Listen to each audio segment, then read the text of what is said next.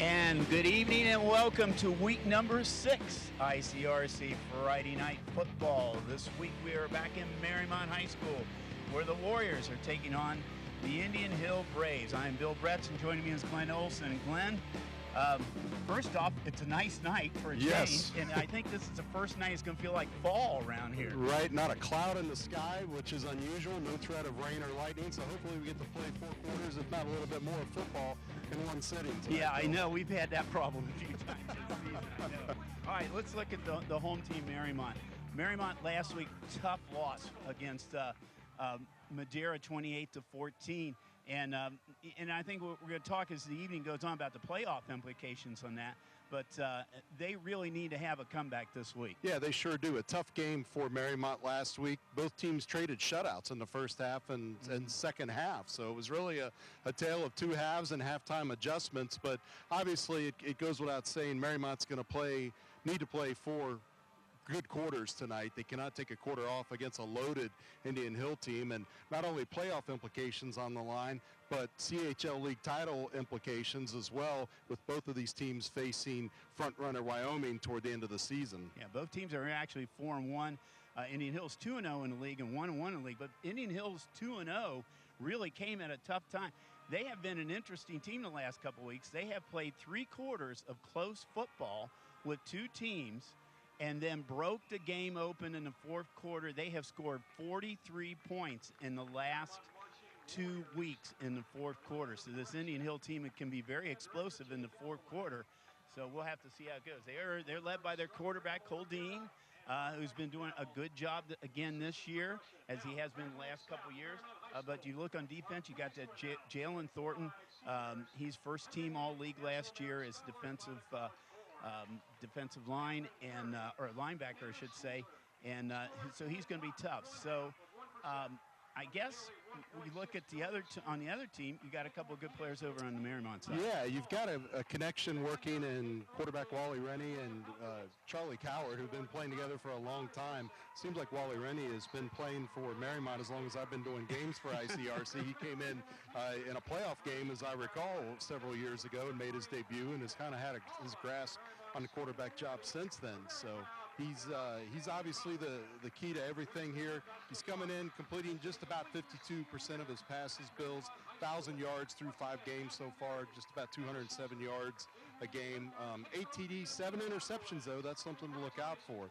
And as I said, his favorite target, Charlie Coward, coming in averaging about 100 yards a game through 5 weeks. He's got 5 touchdowns on the year, but a long of 56. So we'll be sure to keep an eye on that connection tonight. Coward, first team last year. He also plays defense. He's had 2 fumble recoveries for touchdowns this year too, so he does it on both sides of the ball. Yeah, he's a tremendous athlete, good speed, good wheels, as they say, and we're expecting to call his name a lot tonight in all phases of the game. Well, I think for Indian Hill, one interesting aspect tonight is Demetrius Baylor, who comes into this game number 1 in the CHL in rushing with over 705 yards. Last week at Reading, supposedly got banged up a little bit at Reading, did not finish the game out there, but they brought in John Mark Williams, 174 rushes. He had 2 touchdowns in that 4th quarter.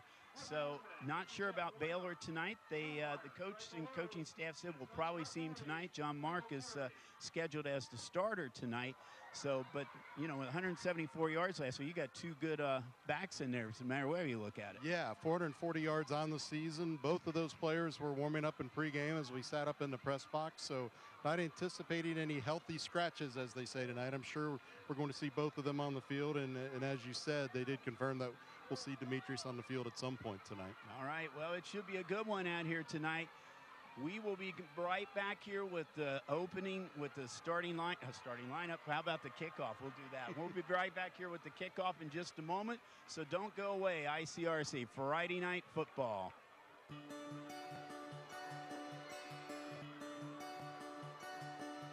If I play sports for my school, I'll learn how to be part of a team. I will have more friends. I will be active now and when I'm a grown-up. I will learn how to work hard. I'll have better attendance. I'll learn how to overcome adversity. I'll be more likely to go to college. I will learn how to get along with others. If I play sports for my school. If I play sports for my school. If I play sports for my school. I must learn to be a good student during school if I want to put on my uniform after school.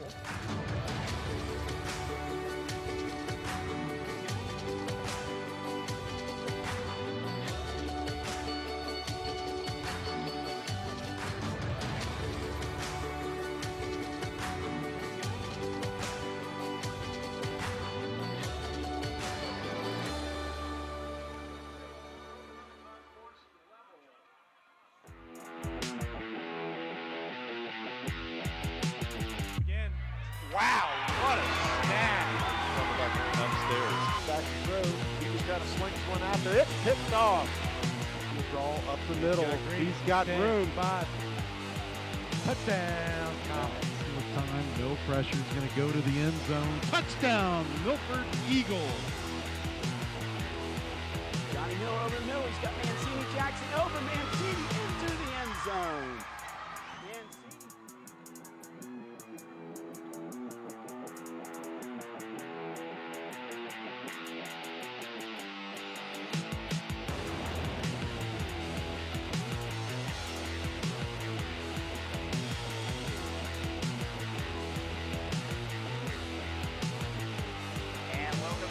Friday night football.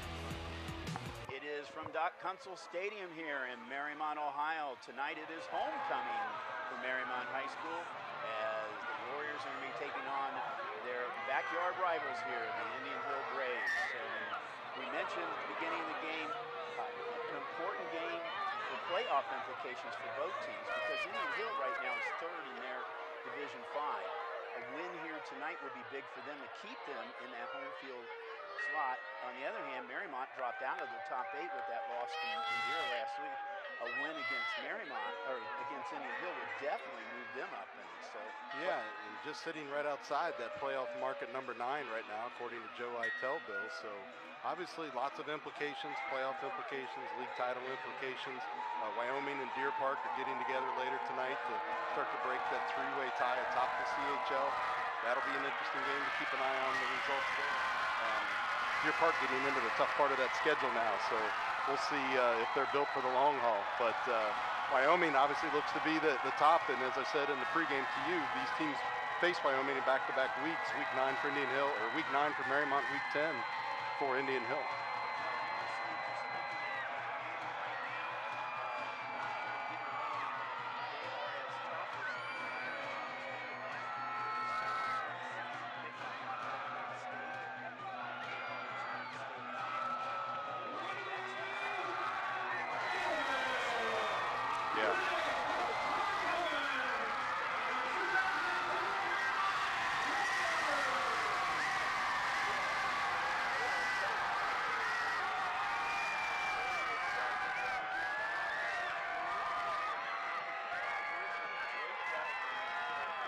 Sure did.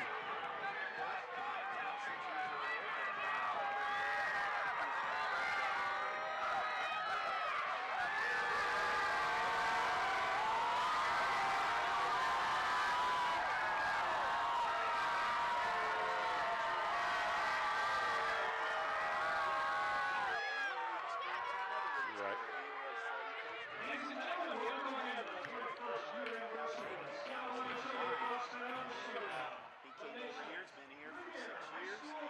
Coach of the year in the CHL at Madeira, but he has done a fine job. They have been in the playoffs the last 3 years, and they're going to be in the playoffs for 4 straight years. And the team is done quite well on the team.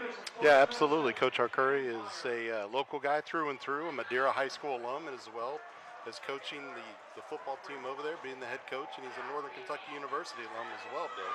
So living the dream, as they say. Yeah. It's all done right here in the Cincinnati area. That's true. That's true. This is a big game tonight. WLWT Blitz 5 is here in addition to us at ICRC. It's homecoming. You saw the floats in our pregame, and this Indian Hill team kind of stoking the rivalry a little bit, egging on the Mariemont student section here before the game. They're not very popular when they came out on the field. So, and we were talking before the game here, how many schools do you still see with floats anymore at their homecoming? It's been a big deal over here at Mariemont for years to have the floats. So they'll be at halftime here tonight. So glad you joined us for ICRC Friday Night Football. So we said we have probably the first game this season. It's really fall conditions here tonight. Game time temperature is going to be about 70, but it's going to be dropping into the low 60s before it's all said and done. So it's going to really feel like football weather tonight. And as you said, not a cloud in the sky. And I'm sure these players appreciated the cooler temps in practice this week, because it's been pretty hot and stagnant all throughout since the beginning of camp up until this week. Our officials tonight: referee is Mike Curry, umpires Greg Blue, head linesman Jeff Weiner, line judge Mike Goldman, back judge Jeff Logston. We did not see who won the toss, but now we look like it's going to be Indian Hill kicking off. So if it falls in tradition right now, Glenn, Indian Hill won the toss and deferred. Yeah, Loveland's the only game I've seen this year where they've won the toss and elected to get the ball right off the bat. So looks like Luke Lundberg is going to get things started here for the Indian Hill Braves. We're in jersey number 6, you see right there on your screen. Yeah, Lundberg is the top kicker in the CHL right now. Glenn and Normile deep for Mariemont. Yeah, So we forgot the build up to the game. It's a crosstown showdown.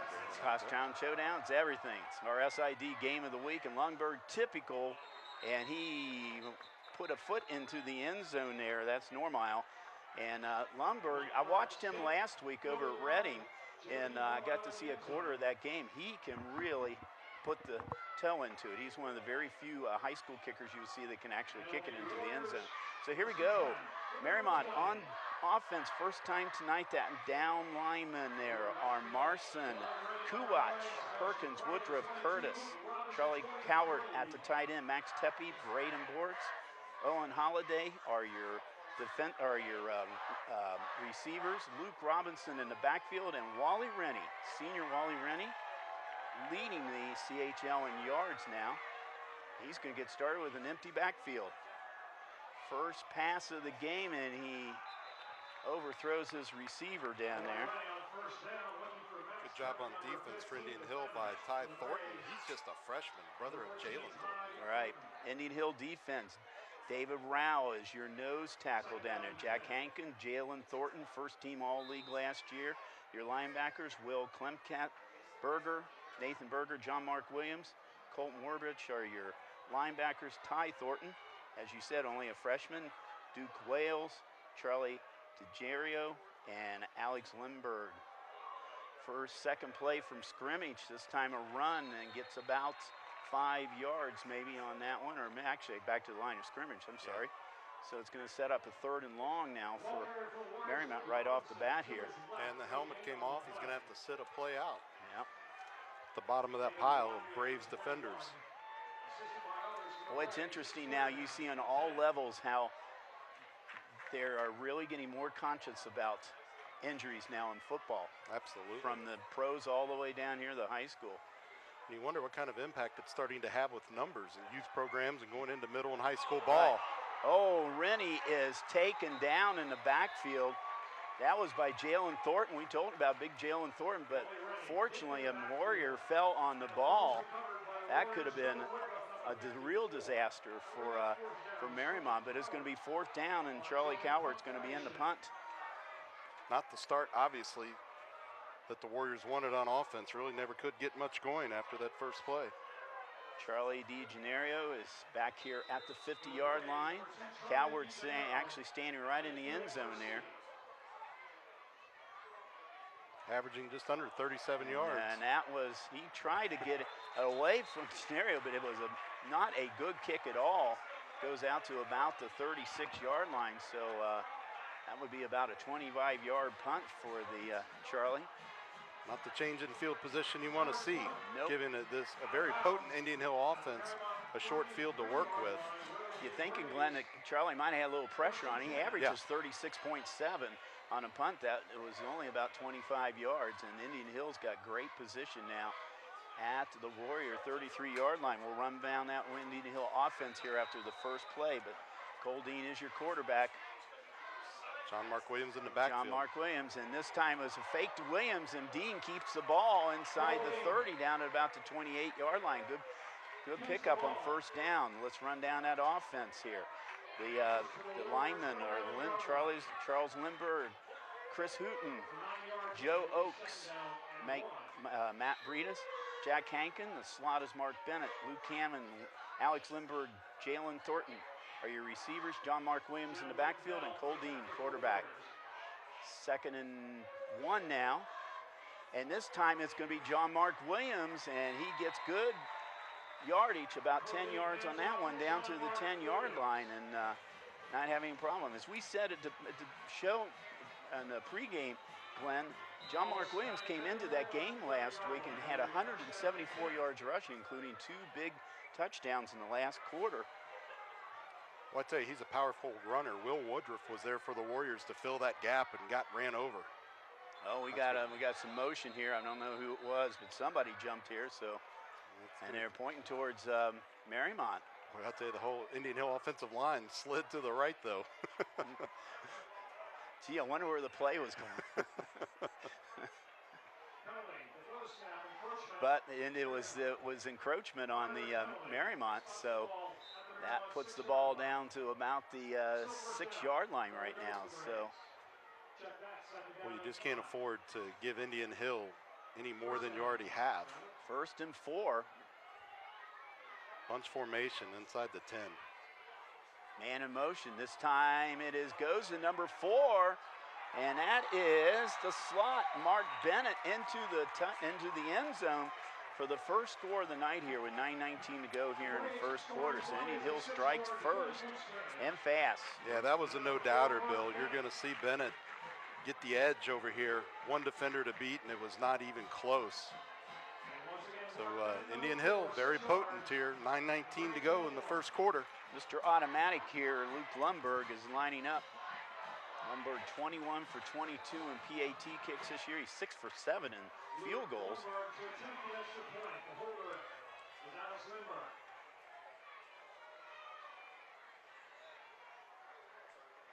Lundberg to hold, the kick, and he drills it through.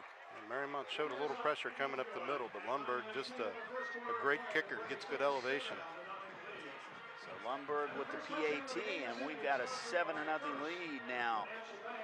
Thanks to the short field that Indian Hill had, they only had to go 33 yards for that drive to score the first points of the night. Well, it's going to be interesting to see how this game unfolds. Indian Hill tends to prefer to keep the ground on the ball. They'll pass it some, but Mariemont a little more balanced. Wally Rennie, a veteran signal caller, as we talked about in our pregame, will get the ball in the air. So it's going to be interesting to see whose team can impose their will on the other first. Lundberg now ready to kick off here for the 2nd time tonight. Holiday, Normile, and Meisel Glenn are back for the Warriors. First time he put one into the end zone. Let's see what he does this time.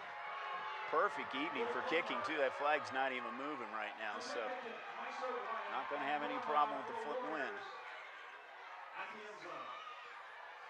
And drills another one, and this one again into the end zone. Yeah, about 3 yards deep that time. His first kick actually didn't reach the end zone on the catch. The return man just stepped into the end zone, but that was a no-doubter. So Mariemont goes back to work now at the 20-yard line here. Boy, a good kicker in the high school game is such a valuable commodity.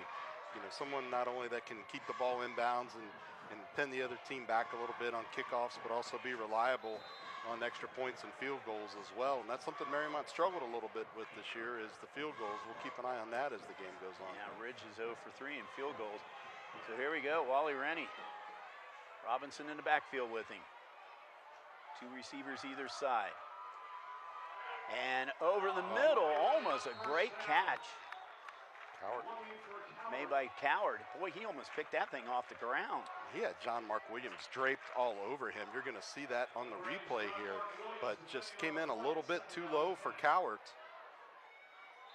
Rennie with all kinds of time in the pocket and Couldn't really tell it from that angle, but Williams was draped all over him. 2nd and 10 now for the Warriors. All this passing, we're not going to run a lot of clock tonight. It's true.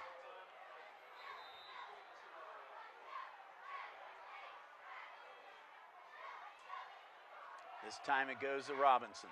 Robinson trying to turn the corner and find some running room. He's not getting anywhere, maybe a yard.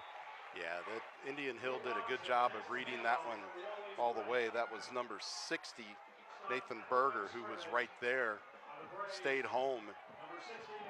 Right there, didn't allow the running back to get the edge. This Indian Hill team has 5 players back from all league last year.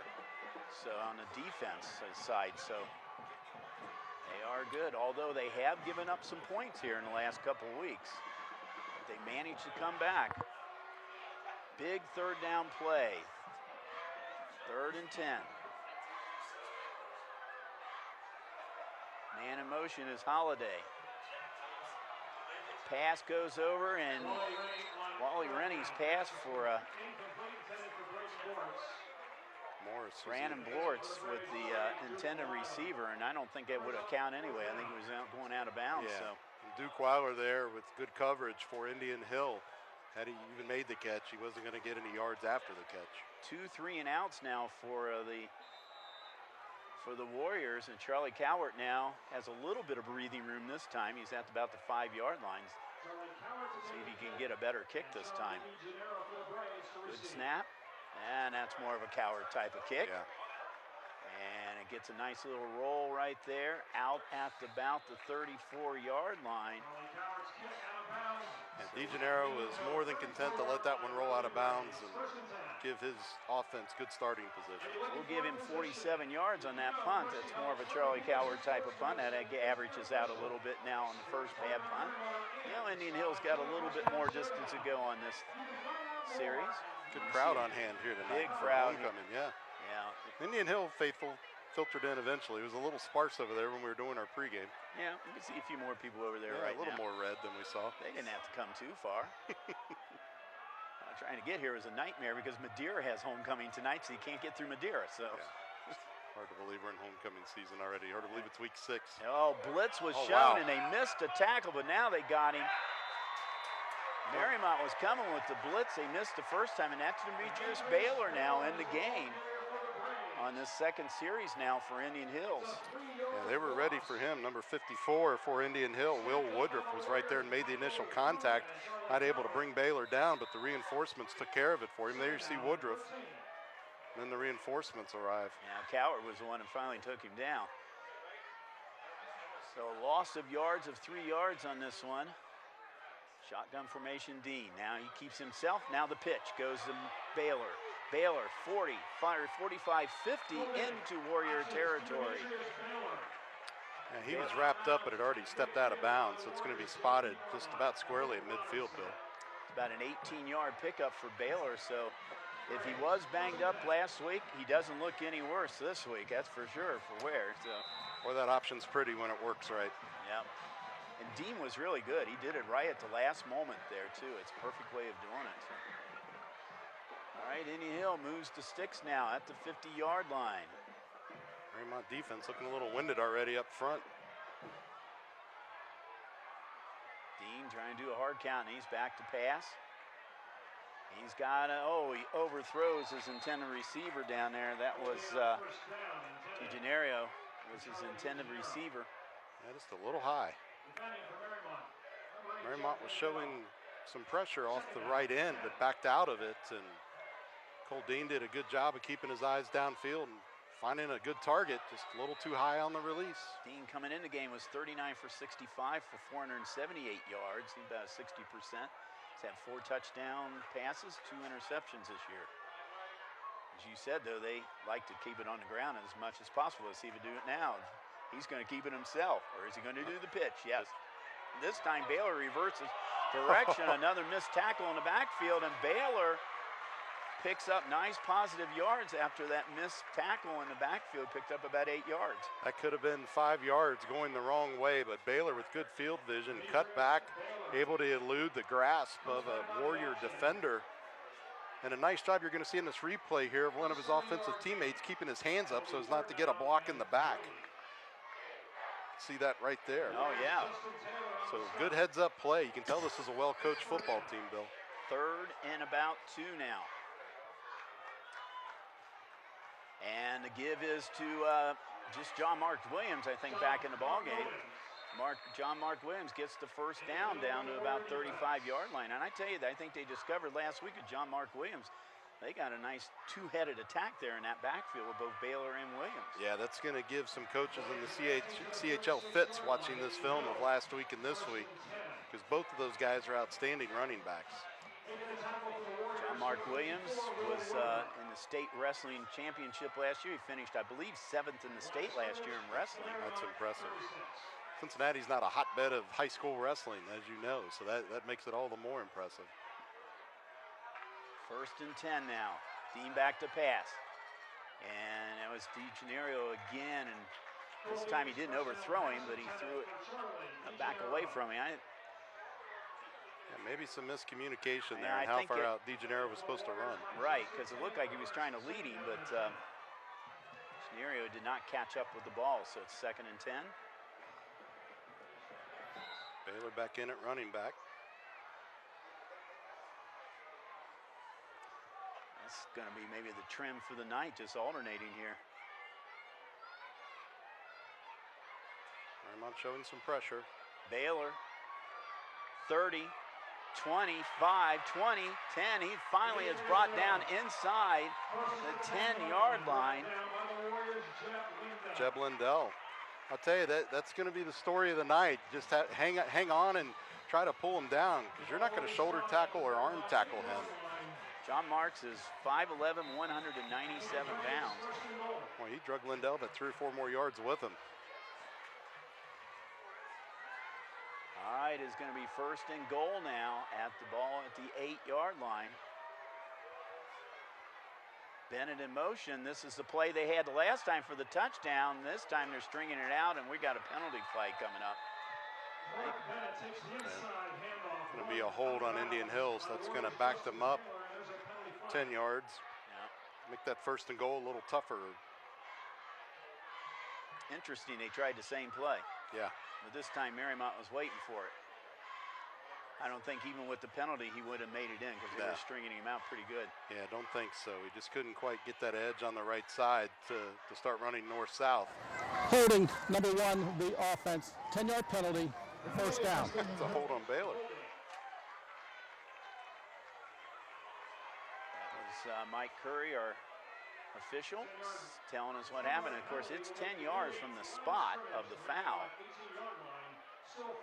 So it's out to the 18-yard line now. As I said, a little bit tougher. 1st and goal than they had at the 5. One thing you have down here, though, Greg, is you got that weapon of Lumberg down here, too. If they can't make it in, he's still within field goal range right now. John Mark Williams back in at running back, though.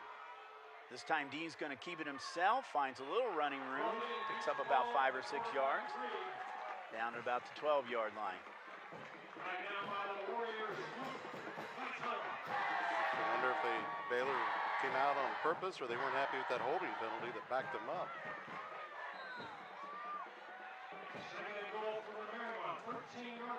Now Mark Williams still in the ball game. Dean getting the play in from Paul Jean as the offensive coordinator for Indian Hill. 2nd and goal now. Dean, the pitch is to Williams, and this time didn't have much of a field over there. Actually, that's interesting. They took it that side because that's a short field side. He didn't have very much running room. Yeah, and he had to know, unless Williams was able to burst through the line, which was going to be tough with about 4 jerseys, blue jerseys, staring him in the face. It's going to be a tough road to hoe anyway. So I think that was a get what you can get and see if we can't get him on the next down situation. Baylor is back in the ball game. They picked up nothing on that play, so it's through 3rd and goal from the 12-yard line. They're going to bunch up on that short side of the field again. They like to do that. You'll see the 3 receivers split to the top. Dean in the shotgun. Baylor next to him. Dean back to pass. And he throws it in between two receivers, and it is a touchdown. Luke Hammond. Boy, what a play. Threw it right in between. He was right between two Mariemont defenders. Luke Hammond with the 12-yard pass. Luke Hammond had 6 catches coming into tonight, 2 of them for touchdowns. But with Trey Lopez out, Hammond's going to get some more looks tonight. Here you see from our end zone camera. Boy, that angle makes it look all the more impressive as he beat the defender. Nice throw by Dean too. The split those defenders. Lundberg now on for trying to get point number 14 for the Braves. The kick is up and he drills it through. Another no doubter. He drills it. He drilled it into the woods. Yeah. It bounced on the track and into the woods. So they lost that football for a time being.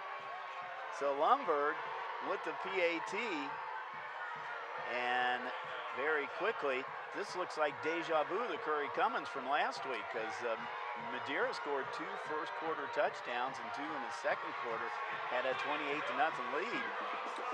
Well, you know, down here in Division 4, Division 5, you're going to get a lot of players that play both ways, but from a theoretical standpoint, Mariemont has to sustain a drive on offense and give some of their key defenders a chance to catch their breath. They've been on the field way too much in this game and really have not been able to slow down this Indian Hill Braves attack thus far. They've had 2 3 and outs, and not right now, Greg, I don't even believe they have any positive yardage yet in this game. So,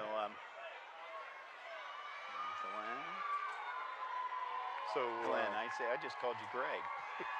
Probably knew how many times that happened. I don't know. You can call me Bob then, okay? You make up for us. We'll confuse everybody by the end of the night. I know. Well, they were confused at the beginning of the show because our names were reversed, by the way. There you go. We noticed that. We'll blame it on Josh. No problem there, Josh. So, Lundberg with the kick. And this one's going to be a little shorter.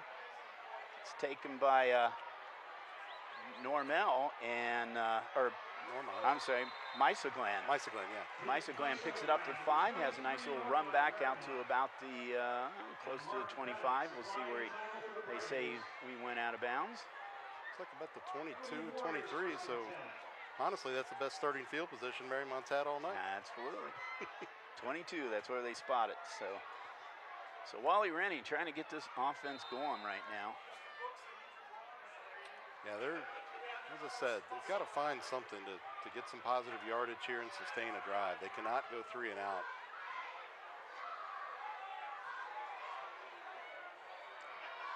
Going in the backfield, Coward is in motion. And I think it's going to be a procedure on Mariemont. Yeah, that's where they're pointing. Yep. I don't know if they had too many people going here or what.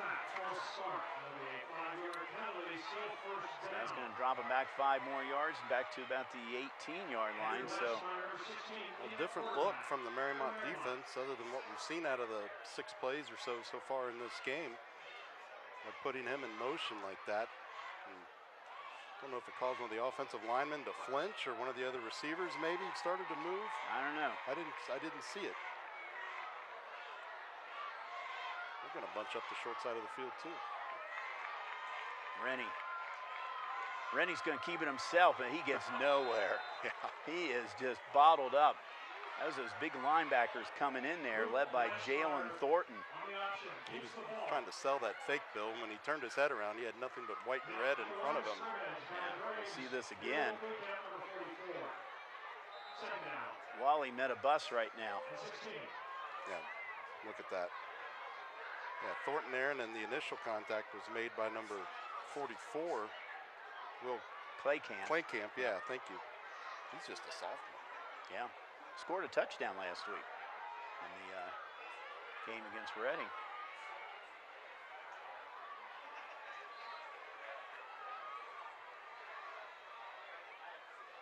Rennie. Back to pass, and it's intercepted. Picked off by number 9, Alex Lindberg. Not only does he kick, he can go out and grab an interception too. Huh? Well, as you said at the top of the broadcast tonight, that Wally has had some problems with interceptions this year. That's his 8th one.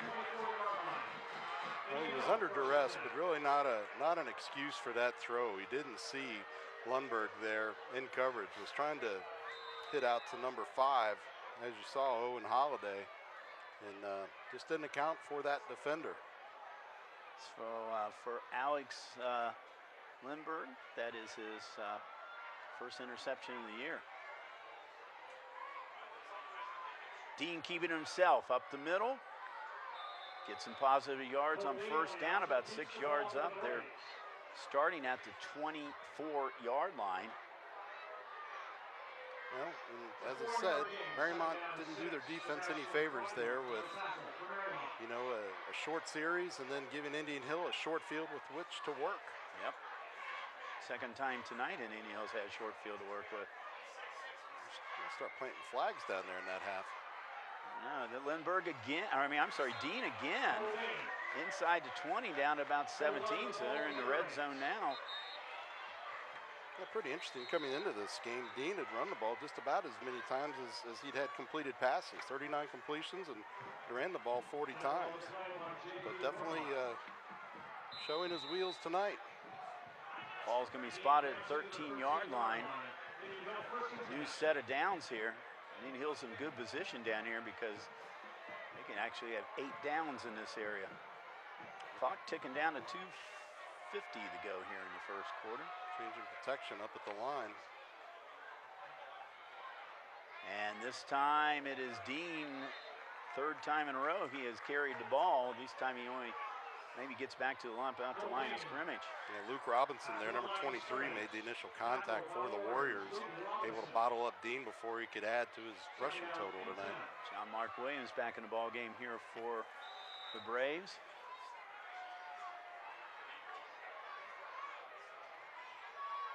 It's kind of like the holding penalty on Demetrius Baylor. I think we've seen him since then, have we? No, I don't think so. Well, there's all kinds of movement. This is somebody who was moving on that offensive line there. So it's going to go back 5 yards. Well, the referee's been the only thing capable of slowing down the Indian Hill offense. Dead ball, false start on the offense. What number, sir? 5-yard penalty. Stand down. The players want to know what number it was. Who was it? So we can tell coach I to don't sit them know. out too. Normally we don't say it in high school ball, but you know, they normally don't say the number. But yeah, we've had a mixed bag this year. The games I've done, some officials have. Some yeah, I know haven't. some do it, but most of the time in high school they don't really. Right. Some of these guys probably do smaller college on Saturdays as well, where they announce it. This shortage of officials nearing crisis mode. That pass is good to Luke Hammond. And Hammond down to about the 10-yard line, so they pick up some of the yards that they've lost. Hammond's second pass he's caught tonight. Of course, his first one was for a TD. So the ball is spotted at the 12-yard line. It'll be 3rd and about 8 for the Braves.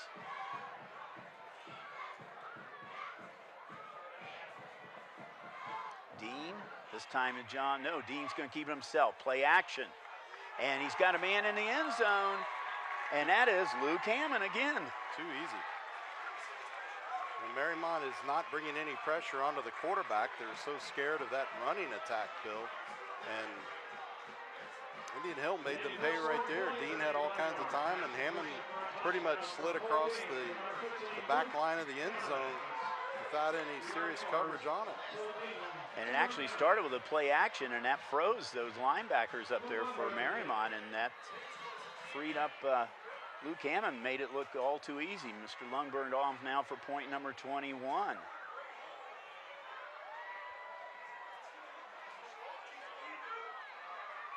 And drills it through. Let's see if he gets it into the... No, this time it did not go into the woods. So Luke Lundberg with the PAT, and I'll get the team right here. Indian Hill up 21-0 here in the first quarter. Well, it goes without saying this is not the start that Mariemont wanted. Now they're having to play from behind. They're going to have to maybe abandon their game plan a little bit to try to get some points and keep this one close. On paper, it looked like it'd be a pretty close game, but Indian Hill proving they're in a league of their own at this point. They and Wyoming, and we'll find out how real Deer Park is tonight. Excuse me. Yeah, that's right. We'll try to get some of those halftime scores at halftime. We'll try to get some of the scores at halftime and find out what is going on in the rest of the CHL tonight here. And then the other teams we have, Wyoming, of course, you said, is at Deer Park. Reading's at Madeira tonight. Finneytown at Taylor. Reading is 1-4. They might be the best 1-4 team in the city right now because they've lost 2 games in the fourth quarter the last 2 weeks. Yeah, it's been a tough road to hoe for those guys over there all season long. Yep, well, they lost a lot of good players from last year, but new coach Cody Reardon's got a gang of kids out there right now. Low kick and picked up by Normell. Picked up about the 10-yard line, comes out to about the 22. Gets about a 12-yard return on that. Yeah, a little different look that time. Instead of kicking it high and deep, just a squibber, but throwing it up inside the 5-yard line where Mysaglan able to field it. Oh, it was Mysaglan. I said Normell. I've called him Normell twice tonight, so Pete, you are Mysaglan. Okay, so there you go. We'll get it figured out here. Here we go.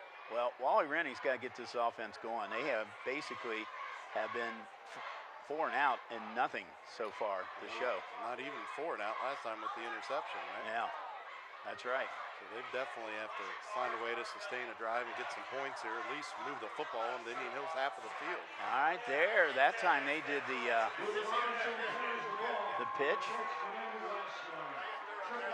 Pitch is to Robinson, and Robinson picks up about 3 yards on that, so it's going to set up a 2nd and 7. Yeah, he's averaging about 3.5 a carry coming into tonight's game, so that's about what you're going to get out of him based on the statistics. The problem, Glenn, is they're not getting first down yardage right now, and they're 2nd and long each time. Yeah. Rennie's got to start making better decisions. He's a senior. That last interception. Well, he just got thrown down right there. That is number 45, that's Cole Werbrick, senior, and Werbrick had the sack here on Rennie. I commented to you when we were walking up after our pregame set how Mariemont on paper appears to have a veteran offensive line, but they're not holding up very well tonight. Indian Hill defensively is having their way in that Mariemont offensive backfield. So the positive gain on the 3-yard carry on first down picks a long 3rd and about 15, but we have gone to the end of this first quarter with the Braves on top 21-0. Glenn and I will be back for second quarter action right after this message.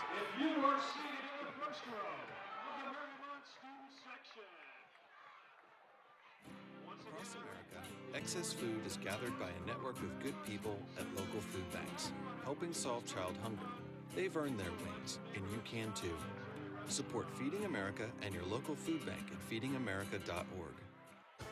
You made her college years possible, opening that education savings account when she was little, spearheading campus tours, and deciphering financial aid. If you can ace planning for college, you can do it for retirement. Get on track with tips at aceyourretirement.org. Bill Brett's Glenn Olson back here at Doc Kusel Stadium, where homecoming night for the Mariemont Warriors is not going too well so far, as Indian Hills has scored 21 points in the first quarter. Bennett had a 6-yard run, and Luke Hammond 2 12-yard passes from Cole Dean. I think Indian Hill may have misunderstood that they were coming home because they're playing like they own this place right now. Well, we'll see what happens. Not to be flip, but they are dominating in all phases of this contest at this point after the first 12 minutes. 3rd and long, and like I said, I don't think there was any positive yardage for Mariemont in the first half. Oh, that's the way the night's going. Yeah, Rennie tripped. How can you trip on turf? But he tripped up there and was brought down for another loss, and this one even further back now. The ball back at the 10-yard line. They got to get it out to the 31, and they're not going to try it. And Charlie Cowart, he was in the middle of the end zone on one punt. He's going to be back towards the end of the end zone on this punt. Yeah, just strange there. His receivers were well covered. He saw a hole open up in the middle, and the turf monster reached up and grabbed him there. DeGenario is back at the 45. Cowart. Good punt. That's good punt. Drives him back to his own 45. The They still can't keep him he's out of their half of the field. He's getting some good yardage back to the 35-yard line. And for Coward, that was a 55-yard punt. It's just, unfortunately, shaping up to be that kind of night for Mariemont tonight. You get a good punt, an opportunity to keep Indian Hill in their half of the field, and special teams couldn't get there and contain. 55-yard punt. He ran it back about 18 yards, so they're going to start at the 37-yard line. It's the third time tonight they've started within the 40 of Mariemont.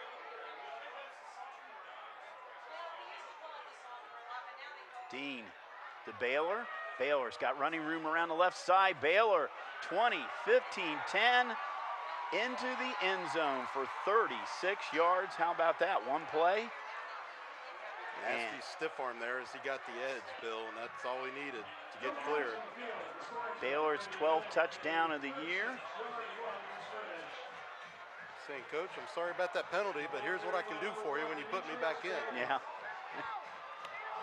He's getting high fives from his own people. And you see the Indian Hill band quite excited over that right now as Luke Lumberg. Let's see if he can hit the woods on this one. Lumberg's going to be the sorest guy out there tomorrow at this rate. That's right. He's going to have a very sore leg there kicking. He doesn't mind, I'm sure. High snap. Oh, it's going to be a fake. And I don't know if it was a fake. I didn't think it was a high snap.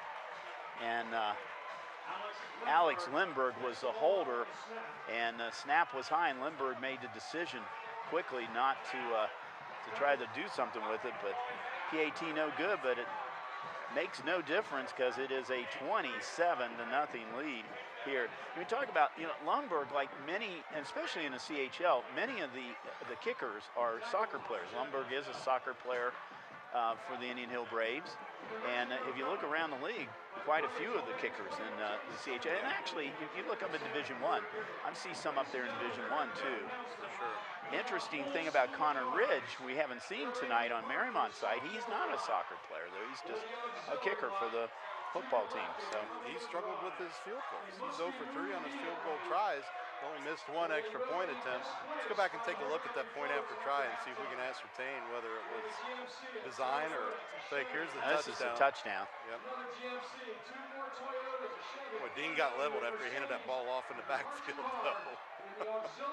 I tell you what, he's the biggest 197-pound player I've seen. Yeah. I think he's put a little weight on since they weighed him at the beginning of the season there. He's getting ready for wrestling.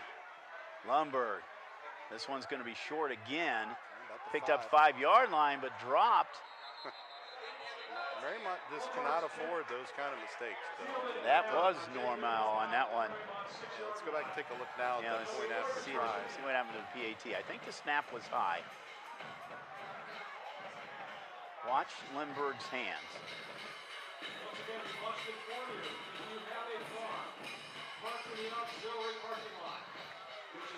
Yeah, see, it was high, and then he made that decision. Let's go get it down. Yeah. Nice job by Mariemont of reading that.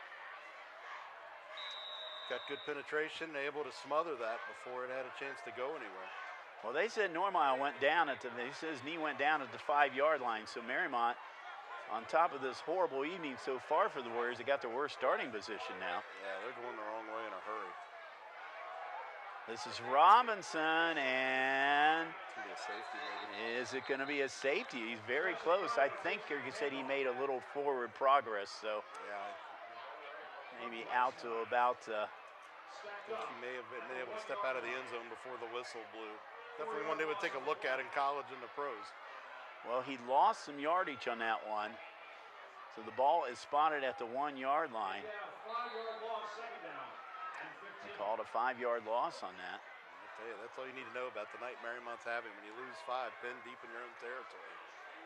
Well, Wally Rennie standing in the middle of his end zone right now. Not a place he wants to stand. And there's a penalty. It's going to be a false start, I would imagine. Nope, it's going to be on Indian Hill. Indian Hill, well, he gets going to get a little breathing room. Yeah, somebody got a little Defense, jumpy down 5-yard penalty, 2nd down. little encroachment zone there. Well, it gets him out a little bit further out. The ball out to about the 6-yard line. Almost back to the line of scrimmage there where they originally started. Yeah, 2nd and 10 on the scoreboard. Now Mariemont, are they going to take a timeout and talk it over? Or is this... No, where we got equipment. No, the clock, running the clock. Didn't reset the clock. Oh, okay. Now the clock starts. We're winding down to about 10 minutes ago here in the first half. Rennie. Pass. Under duress and again. And Coward, man, was he covered again? And who else? John Mark Williams. Yep. Yeah, I think Rennie had to get rid of that ball a little bit before he wanted to, which has been the case often tonight with the penetration this Indian Hill defense is getting. And then to boot as receiver, Coward, well covered, as you pointed out. Matt Walton is the defensive coordinator over at Indian Hill. Do you think this week he told John Mark Williams, I tell you where, anywhere that Coward goes, if he goes to the concession stand, follow him. Follow him into the locker room. Yeah. Yeah, good point. Rennie. Comes the pressure back again. To pass, and he's getting the pressure in end zone. Oh. Yeah, almost threw a pick and almost got leveled in the end zone. That's Thy Thornton, the freshman, almost got that ball, but well. Learned that move from Dad? I don't know. Charlie Coward, is he going to actually be, you know, the problem about it is Coward's got to stay in the end zone, and he's losing maybe a yard or so further back, and it makes it easier for the defense to come. Nice shot of Coward there on your screen. The return man for Indian Hill is going to be set up in Mariemont territory at about the 47. Charlie, high snap, high kick. Sure was, good job. Out to about the 46-yard line. That's where he picks it up, and Giugianerio takes it back to about the 40, so another good run back, and we got a penalty, late flag coming in on that play. A little bit of piling on, maybe. 49-yard punt, about a 13-yard return. I haven't seen the penalty yet, have you? No, they threw it. The referees are huddled up there. As you see on your Dead screen. ball, unsportsmanlike, 15-yard penalty. Oh, on Indian Hill, unsportsmanlike on Indian Hill. So I think somebody may have came in late and maybe made contact with the head or the helmet. Would be my guess. But. Well, Tony Curry's crew has not done too many things wrong tonight, that's for sure, with that score. But ball is going to be placed back at about the 45-yard line, so that negates the punt return. And this is the first time that Mariemont's been in Indian Hill territory all night. Well, actually, Indian Hill with the ball. Oh, sorry, yeah. Yeah. Dean. John Mark Williams out to about the 49, picks up about 4 on that play. I get for trying to do two things at once. Nonetheless, that really is the first time Mariemont's been in that half of the field. Yeah, I know. They haven't been over there very much. Will Woodruff with the tackle on the play there for Mariemont.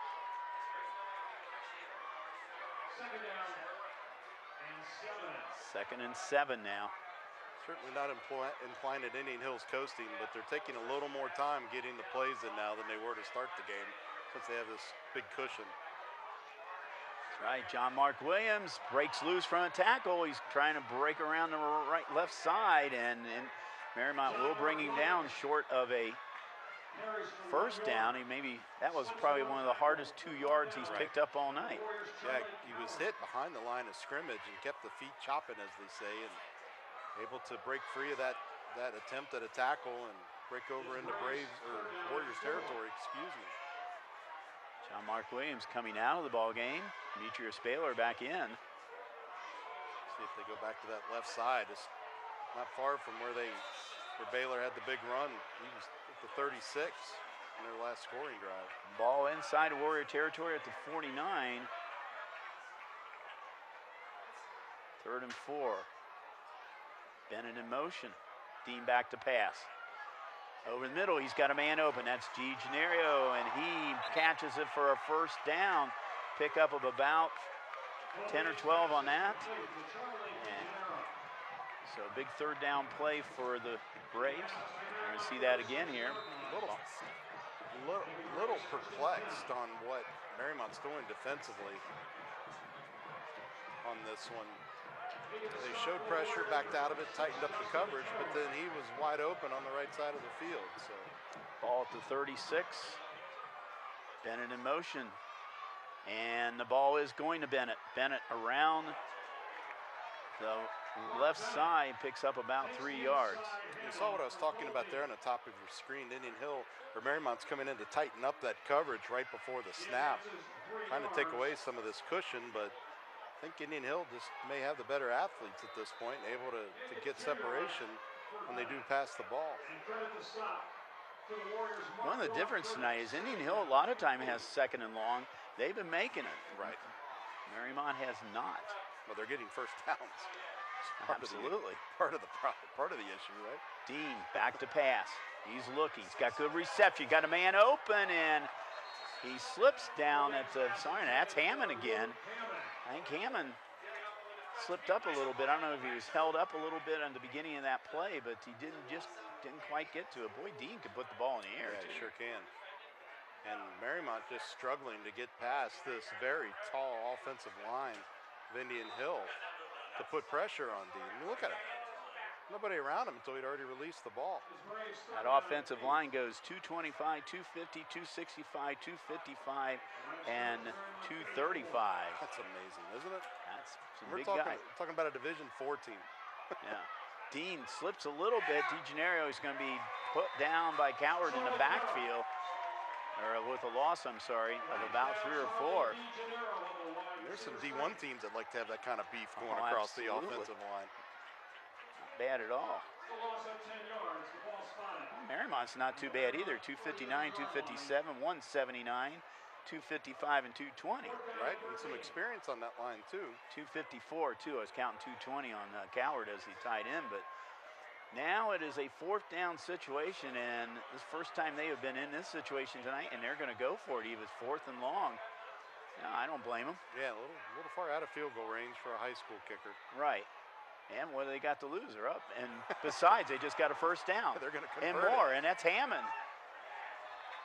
Boy, Hammond really stepping up and filling Trey Lopez's role very well tonight. Trey Lopez, of course, is injured on the sideline. He just, as we said, 6 catches coming into the game. I believe that's number 4 tonight for him off the top of my head. And very sure-handed receiver. 31 yards on that one. You can see him wide open. Yeah. There's no blue jerseys around him, Bill, when he catches the football. It is first and goal. This time is to Baylor, and Baylor, they're going to stack him up about the 5-yard line, but he keeps going. It looked like he was stopped back at the 5. He picked up another 2 or 3, and we got a flag coming in late, so we got an unsportsmanlike, and let's see who it's going to go against. Boy, Baylor hit that line, just kept those feet moving. He lowered the shoulder, kept those feet moving. He's coming out.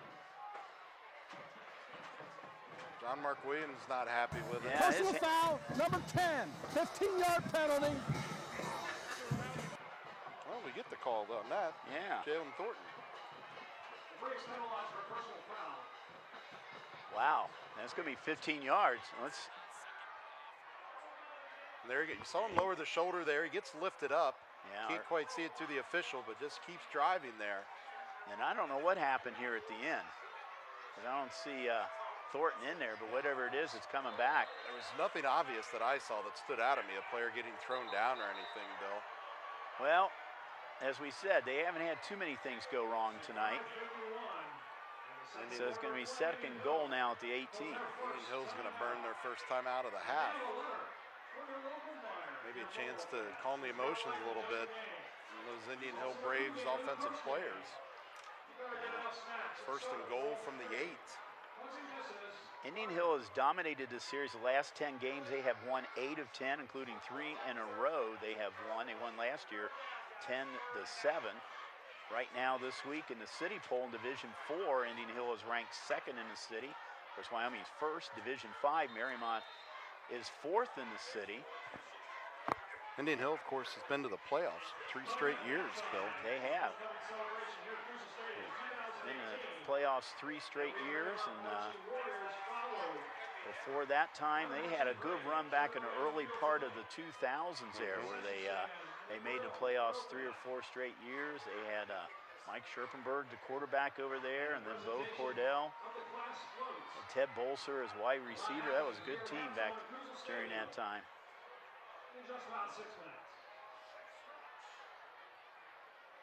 Here we go.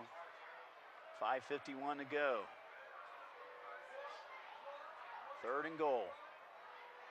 Play action, and made it look too easy here as the touchdown goes to number 10, Jalen Thornton. Yep. So made up for the personal foul on the last play. And that is Jalen's 2nd touchdown of the year. His first one was actually on a fumble recovery against Madeira. So he gets a offensive one this time, 18 yards pass. Well, if they had not missed that point after try with the high snap, we'd be looking at a running clock, Bill. Assuming this PAT is good. Just didn't expect this on paper. It looked like a great game. It did, and it goes through. I think the running clock will start the 2nd half, though, but it's 34-0. We're going to see the replay of the touchdown. And here you're going to see Cole Dean under no pressure at all. Play fakes, clean pocket. Thornton leaked off of the right side. Just too easy, as we said when the play occurred in real time. Too easy. Dean only had 4 touchdown passes coming into this game in the first 5 games. He has 3 of them tonight. He's had Hammond twice and now Thornton. So 34-0, 5:44 to go. And this is a game I don't think, like you said, I don't think anybody would expect to come out this way. I think everyone probably, in the know would have given Indian Hill an advantage, but I think they would have been surprised at 34-0 with, just a little more than halfway through the 2nd quarter. Mariemont started the season 4-0, and then, of course, that loss last week to Madeira. Indian Hill's only loss was to Aiken. That was on a makeup day where they actually moved the game to Indian Hill, and they lost in a driving rain to Aiken. On their home field, which is a home game for Aiken. And there's at the 3-yard line, picked up by Miso Glenn, I think, again. There's some activity away from the football. One referee saw it and didn't throw a flag, but well away from the return. Some tussling going on. Tempers flaring, obviously, with this one-sided affair. I was going to say, though, on Lundberg, though, boy, not too many high school kickers you can see find that coffin corner on the kickoff. Yeah, it's true. And keep it in bounds. Just very impressed by that. Nice run back, though. He caught it at the 2-yard line, ran it back to the 24, so a 22-yard return. Boy, what a beautiful sunset here at homecoming night at Kusel Stadium. Just a beautiful shot there by our end zone camera operator. Yeah. Nice to see sun. Bob Ranker with the eye tonight. Ollie Rennie overthrows Charlie Cowart.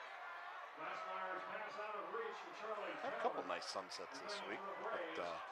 But, Cowart, him and Rennie just not on the same page tonight. And some of that is the constant presence of white jerseys in the backfield, Bill. Yep. That's insightful analysis for you. Mariemont cannot come up with answers on either side of the ball to try to slow down the Indian Hill rush defensively and obviously slowing them down offensively. Well, I think you're going to see a lot more of Baylor and Mark Williams as it keeps this way. That was not a good pass there. It was a wobbly pass, and he was lucky it wasn't picked off. Very much so. It was intended for Bortz, but Ty Thornton was down there. Ty Thornton tonight almost has picked off 2 Wally Rennie passes. Mariemont very hesitant about trying to run the football against this front 7 of Indian Hill. They're electing to go through the air, and unfortunately, they're just as good in their coverage, and their quarterback's not had any time to make a good decision. It's interesting that when you look at the stats here, Rennie is the leading rusher. In the first half, Mariemont calls that a first timeout. And Mariemont's going to call a timeout right here. Rennie's the leading rusher at 255 yards. Right. He's had 6 touchdowns on the ground. So he's accounted for almost 1,300 yards of offense this year. But boy, tonight, I think they're coming up goose eggs right now. They have not had a first down yet. And the positive gains they've had, usually the next play they're losing again. So. Right. Well, yeah, to your point, Rennie's run the ball 53 times going into tonight's game. Luke Robinson, only 42 totes. Robinson is second in rushing at 146 yards. So. Well, I guess they saw something. They thought they'd be able to go over the top and pass the ball. Ordinarily, you want to use the run to set up the pass. You know, this Mariemont team's going to put the ball in the air. They've just not been able to do it effectively. Low snap, Rennie back to pass, and that is almost caught down there.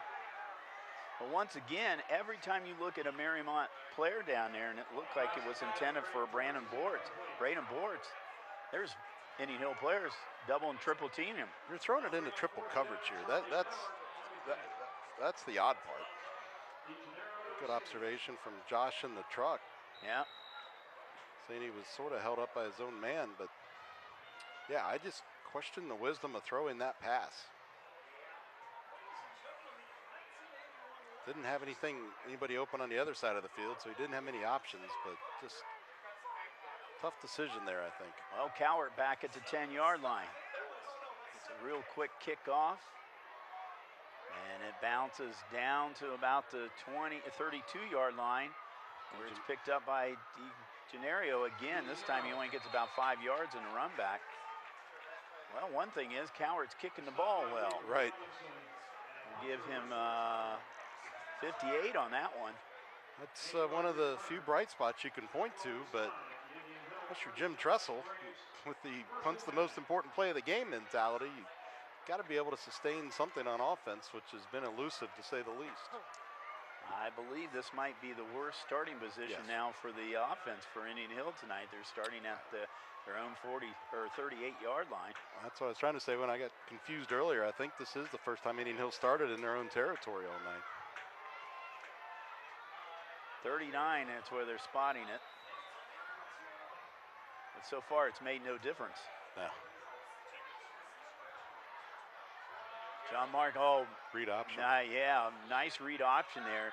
And he did a great job of keeping it in right in the chest of John Mark Williams as long as he can, and picked up about 3-4 yards. Yeah, continue to be impressed by Cole Dean, the decisions he's making in that quarterback position tonight. He's got some guys helping him out, obviously a couple stud running backs and a lot of defensive pressure coming, but he's really doing a good job of manning this ship offensively for the Braves. Tony Curry won his 50th game of his varsity career last week. He's trying to get number 51 here tonight. Bennett in motion. He's looking towards Bennett.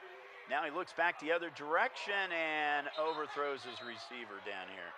That's been about the tightest coverage we've seen on Mariemont all night. Or out of Mariemont, excuse me. That was for Zach Osterhus. Zach is a sophomore. And I think right now Tony Curry's mixing up some of the second teamers in here on these plays now with this 34-0 lead. Yeah, I believe you're right. The receiver that time, the intended receiver, didn't really run it out, so maybe he wasn't on the same page as the quarterback. 3 receivers to his left. He's looking that direction. It's to Hammond. Hammond's going to get a first down and more into Warrior territory down at about the 48-yard line. Well, not only is Coach Arcuri going to his bench, he's going deep in the playbook that time. That's the first time we've seen that bubble screen tonight, right? Yep, that's right. Well, you up 34-0, you might as well try it all here. So. Flea flicker next. Yeah.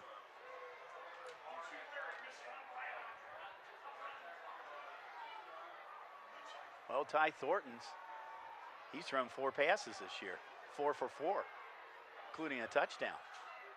Who knows?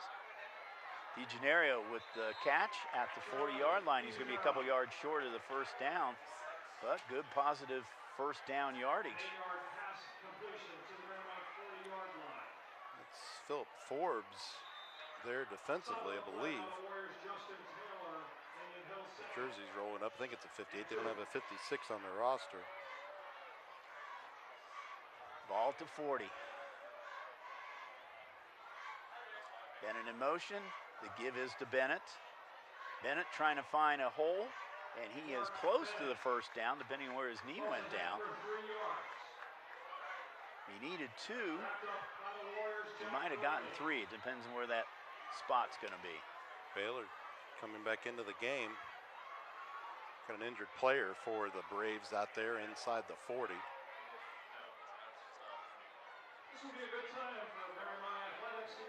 Indian Hill training staff out tending to the injured player. We can't get a good look at the jersey number from our broadcast position, and now he's surrounded by the training staff. The clock stops at 3:09 with the injury. Number 20 is John Mark Williams down on the field. That's probably why we saw Baylor to back out onto the field pretty quick then. Don't want to lose him, that's for sure. He's really had a couple of good games, as you said last week, and definitely had an impressive showing so far tonight. All right, we're going to go to a commercial here, so we'll be back in just a moment.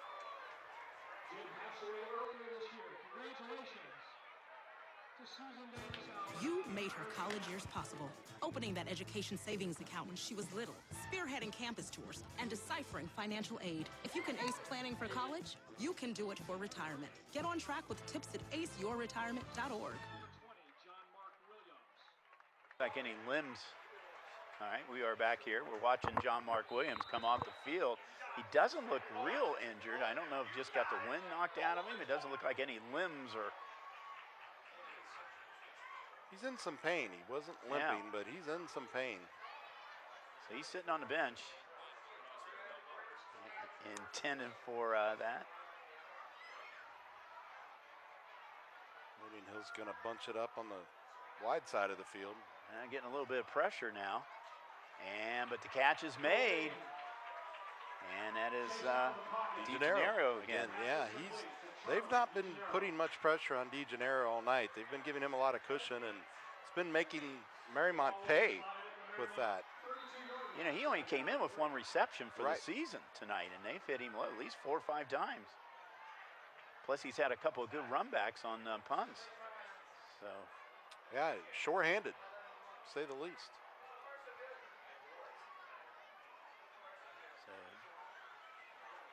There's that screen again. Yeah, screen, and this time, Turf Monster got him again here. Sure did. Momentum just got held up by his feet there, and his momentum carried him forward. So, and he really would have had a chance to pick up 4 or 5 yards there, had he been able to keep his balance. That's number 28, Graham Weiler. He's a senior. Picks up a yard, so it's going to be 3rd and about 5. Ball to 33. Clock ticking down at about 1:35 to go. Playing tight coverage to the top of the formation, but playing off on the bottom. And the catch is made. Coward was right there. I'm sorry, not Coward. That was number 58 again. Number 58. Now you're gonna, again, that cushion that he's been getting underneath on that side of the formation. That's DeGenario again. It was Phil Forbes. Gonna pick him apart all night.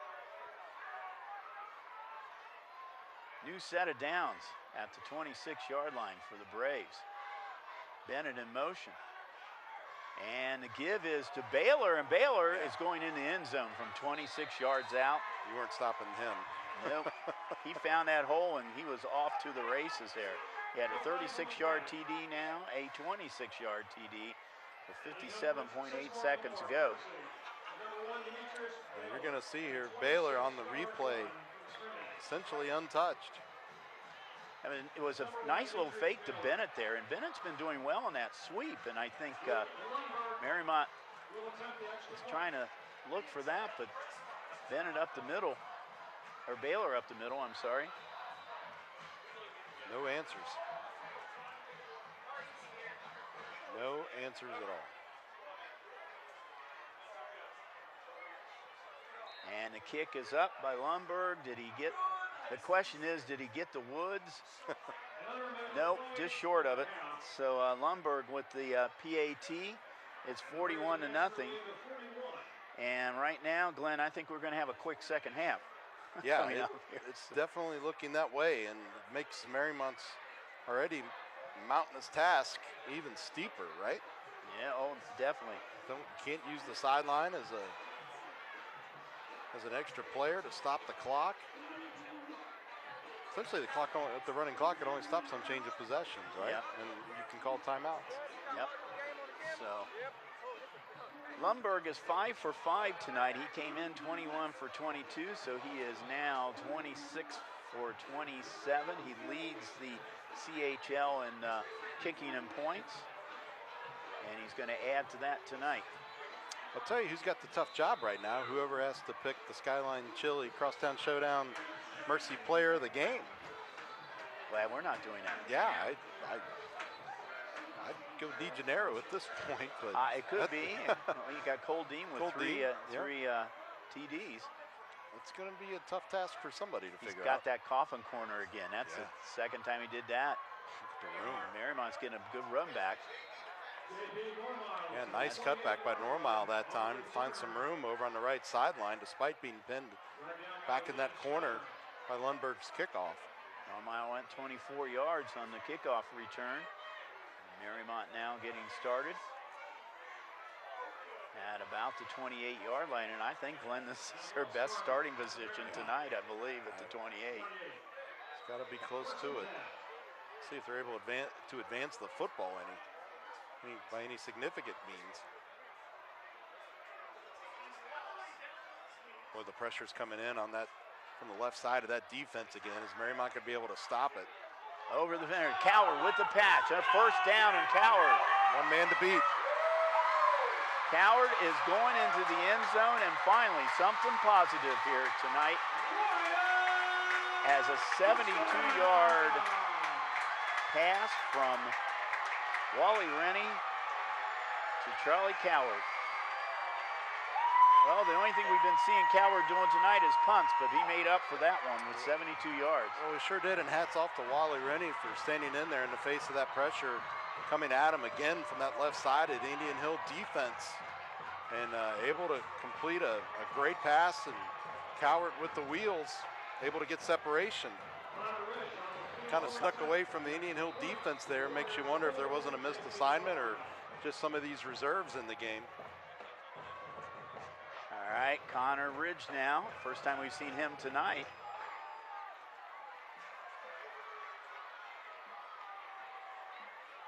The kick is up. It's a little bit not very high, but good enough right down the middle there. So Ridge with the PAT. Yeah, a little bit of a high snap. A great job by his holder to pull that down. Oh, that'll take off the running clock. Wally Rennie was the holder, and we see Coward's touchdown. And boy, once he gets going, there's nobody going to catch Charlie. Yeah, well executed play. Something we've not been able to say a lot for Mariemont tonight, but that one surely was. And again, hat tip to Rennie for hanging in the pocket and getting rid of that ball quickly when he knew what was coming after he released it. Rennie's 9th TD pass of the season. For Coward, that is his 8th TD of the season. That's a 6-1 receiving. He's had 2 fumble recoveries for TDs. Charlie first team last year on defense. Mariemont sound system guys able to play some pumped up music for the first time since kickoff. They got a little excited up here in the press box when he was going down the sideline there. Takes off the running clock, avoids the shutout. Connor Ridge with the kickoff, 37.1 seconds ago. Baylor and Bennett deep to receive for the Braves. And Indian Hill, or Mariemont, excuse me, is going to take a timeout. Coach Cummins. Yeah, they call it. It's interesting. Called a timeout here. Now, Indian Hill will get the ball coming out of the third quarter. I think he was since they complaining about the clock. kicked off. Well, that was, Coach Cummins called the timeout, and then he was gesturing with the start the clock motion to the official. It's kind of interesting. A couple of the referees huddled up, talking things over. The guy that matters isn't in the huddle, though. He's standing back in the end zone waiting on the kickoff. Mike Curry. He's back there checking out the homecoming floats. Could be. Curry Cummins, 104 and 68 in his 17 years. Nick Leone is his offensive coordinator. Jim Barr, his defensive coordinator. I don't know if he's still doing it, but last year when I talked to Coach Cummins, he was coaching one of his children's Pee Wee teams as well as his varsity head coaching duty. He was trying to get him on the gridiron report one night. He says, love to, but I've got practice with my youngest. I bet he enjoys that just as much. Ridge, a squibbler. Now be picked up by Baylor. That's about the 18-yard line. Baylor looking for a little bit of running room. He does have running room. And Baylor, they just can't get him down. Yeah, he's a tank. He's still on his feet. He's probably busted out of 6 or 7 tackles. He's got players on the ground back here. He started at 18-yard line. He ran it all the way back to the 23-yard line. Bill, I'm not a football coach, and I didn't stay at a Holiday Inn Express last night, but if you're going to squib the football, why do you kick it to Baylor? I would kick it far away from that guy. I wouldn't want him touching the football in any manner tonight. I wouldn't kick it to Bennett either. So, wowza. Guess you don't have a lot of choices there. Maybe kick it to an up man. 1, 2. 59 yards on the kickoff. Look at this. Stiff arm. 4. Yeah, finally, so that's 5 that we saw. That's it took the 5th guy that we saw on the replay to bring him down. He may have busted through a couple more before that. Cole Dean pumps once. Got a man open the end zone. I can't see the number down there. It's not Hammond. Number 10. And it's number 10. Jalen Thornton. Jalen Thornton. So they answer on one play. Well, and again, thanks to the great run back by Baylor. For Thornton, that's 24 yards. It's his second TD of the night. For Dean, that's his 4th TD pass, equaling his first 5 games. Lumberg. The question is, will he get the woods on this one? The kick is up. It is deep. It is caught on the tracks. 48-7 is your score. Yes, that is the score. 48-7. You know, we said on the pregame that Indian Hills scored 43 points the last 2 games in the 4th quarter. This game, they've scored 48 in the first half. Yeah, this is just mind-boggling, and I think I understand why you keep rooting for the Woods now. It's the only thing that can slow Indian Hill down. I know. Having to go chase down a football in the woods. And maybe if all the footballs are gone, do we cancel the game? I don't know what happens here. So. Well, it was interesting when we were on the field during warm-ups. I saw the officials being very meticulous about measuring the air pressure in the footballs on the Indian Hill sideline. And I'm starting to wonder if he didn't fill them full of helium instead of checking the air pressure. All right, the busiest man on the field tonight, Luke Lumberg. Now, he may be a Mercy MVP. Well, that's true because he's had 2 in the end zone, 2 in a coffin corner. He's 6 for 6 in PATs. I think I'd have to think seriously. Keep him in my consideration set if I had a vote. Question is, where's the Skyline Chili? This was a crosstown showdown game. Normally it's in the press box. I know. What's happening? If it's at Ready, now he squib kicks this one. And it's working out on that. Yeah. So they got down there in time, and this time. We need to get back to the 20. No, that's JP Normell. And so He's done it all tonight. He's got a squib kick. He's in the end zone. Got the hop, coffin corner. This guy can do it all. Say, Coach, I'm tired. Let me squib one. Don't let me wind up and kick this thing for a minute. We're getting ready to go into the halftime. And you know, Luke is only a junior too, by the way. So amazing. Gonna have him back next year. Going to be talking about him getting some looks to next level, I would think, right? Yeah. For either, you say he played soccer too, right? Yes, he does play soccer here. So, well, I think Rennie's just going to take the knee and go in the locker room and let's get this. Boy, you sure talk this over. He does, and that's it. We go to halftime. Yes, that is the score. Indian Hill 48, Mariemont 7. Glenn and I will be back for second half action here in a game that should go fairly quickly in the second half if it stays this way. Don't go away.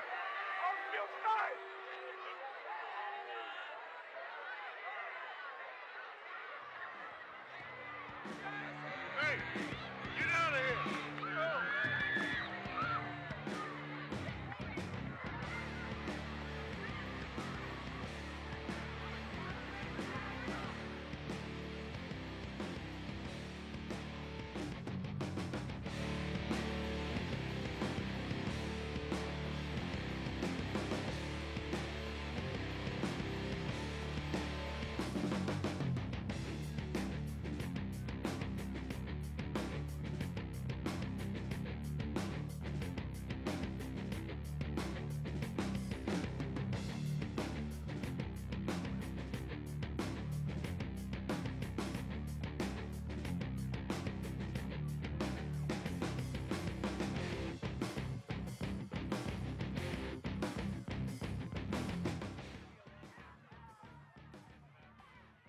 Do you want to retire like a champ?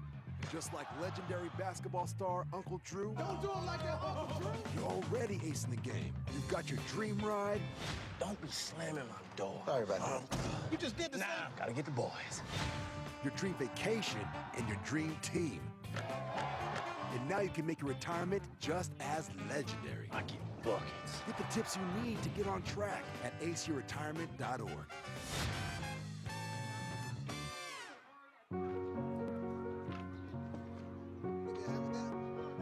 We do anything for kids.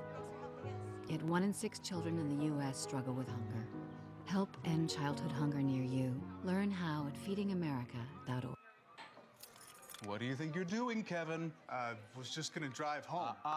There are several warning signs present that you shouldn't be driving. Like hearing voices? Like your text-to-emoji ratio? Oh man, the selfies. Selfie nailed it. We all have warning signs that let us know that we're probably not okay to drive. Mine is pretending to be your subconscious. Craig, come on man, let's put a ride home. Opioid dependence can happen after just 5 days. Know the truth, spread the truth. Titans go! When the Teen Titans go to the movies, they know the best way to travel is safely. To keep your child safe, be sure to use the right car seat for their age and size. Exactly. Hollywood, here we come! The Atom has arrived! Have a seat, my dude. For more information on finding the right seat, visit nhtsa.gov/the right seat. Impressive. Brought to you by the National Highway Traffic Safety Administration and the Ad Council.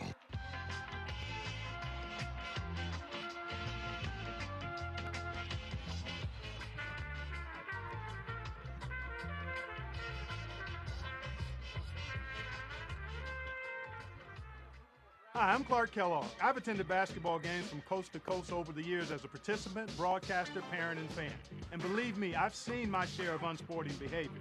The purpose of school sports is for kids to have fun, develop their skills, and learn lessons that will last a lifetime. So when you attend a school contest, please keep that in mind. Remember to behave in a way that reflects positively on your child, your school, and your community. Let's respect the game. This message presented by the Ohio High School Athletic Association.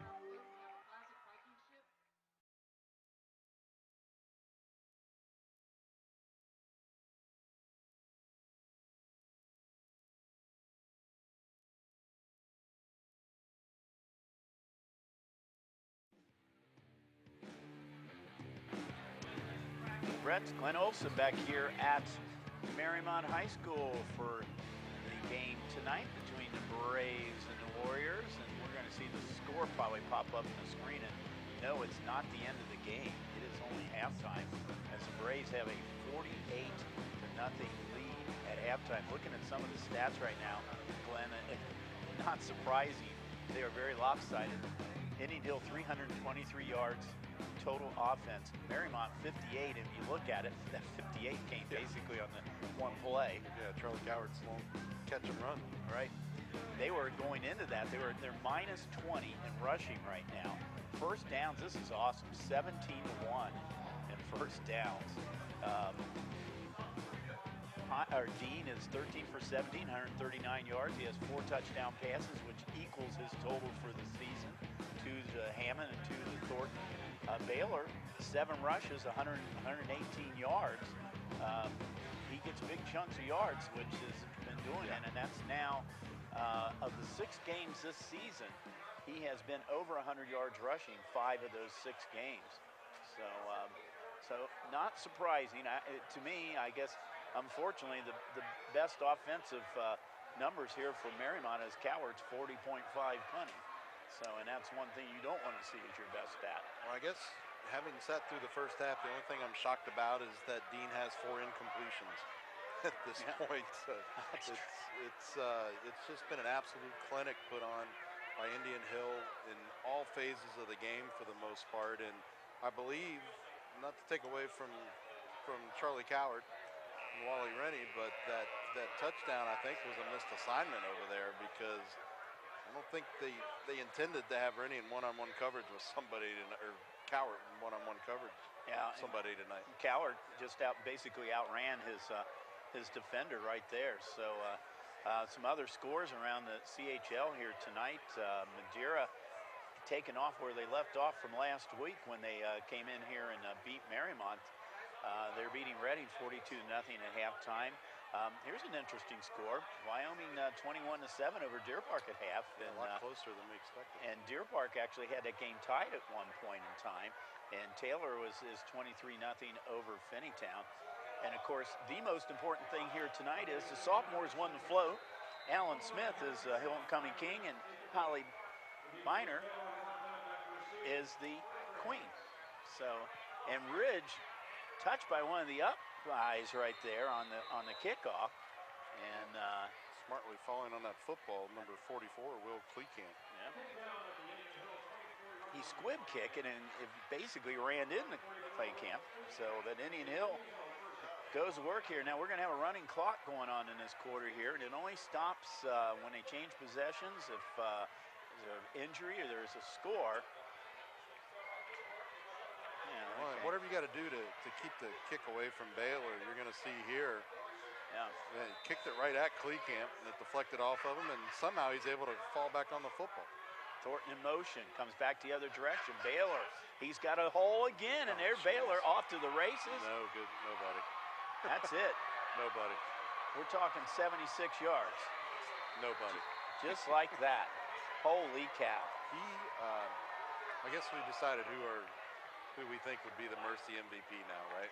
Well, he had 118 yards. Let's see. If my math serves me right here, he's up to about 194 right now, which would be a season high for him. Well, give Baylor credit. He was egging on the Mariemont student section during warm-ups, telling them to bring the hate. And he's backed it up at this point. 54-7. Lundberg now trying to go 7 for 7 tonight in the PAT. He would have been 8 for 8 except for the high snap. That's his first missed PAT in the year, right? Well, I don't know. No, he missed one. Yeah, well, he missed one, but I don't think that counted. That doesn't count, okay. No, it doesn't count. So, and no, it did not go into the woods. Okay, on the track again. So Lundberg with the kick, and it is 50.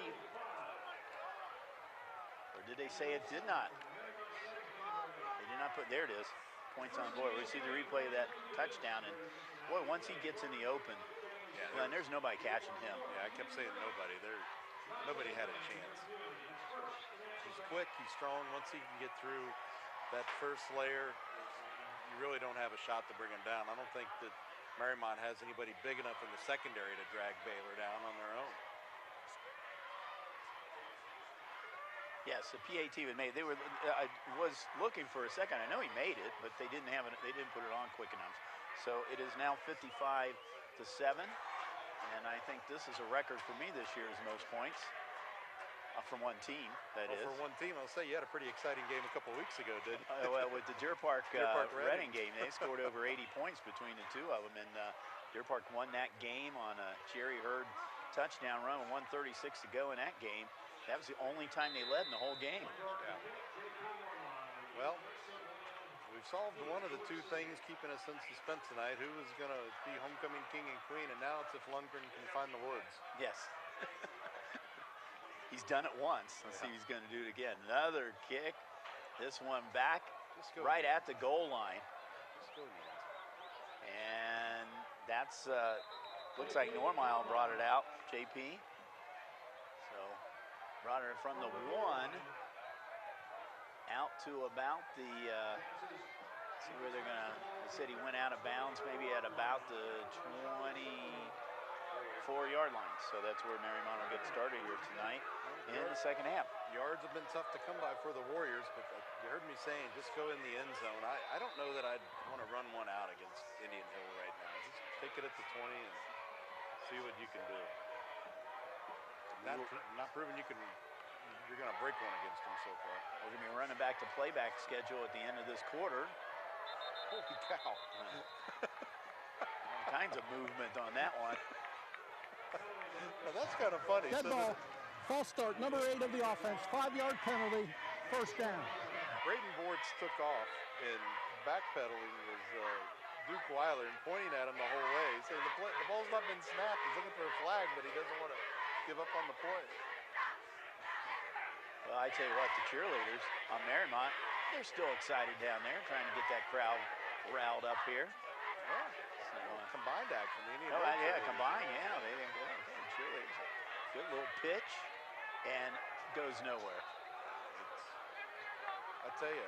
That's Richardson. In terms of game plan execution, Robinson. Indian Hill offensively and defensively has just been impeccable tonight, other than that missed assignment we think it was on Coward. Yep.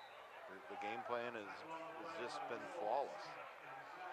Well, we're down about 8 minutes here, as we said, a running clock in this second half now.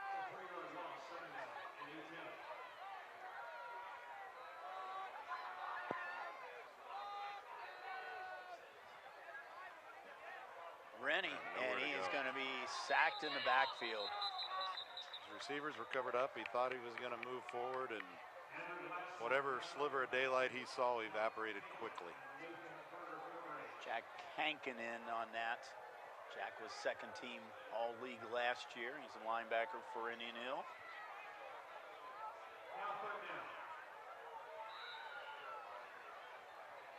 So it is third and a whole lot of real estate here.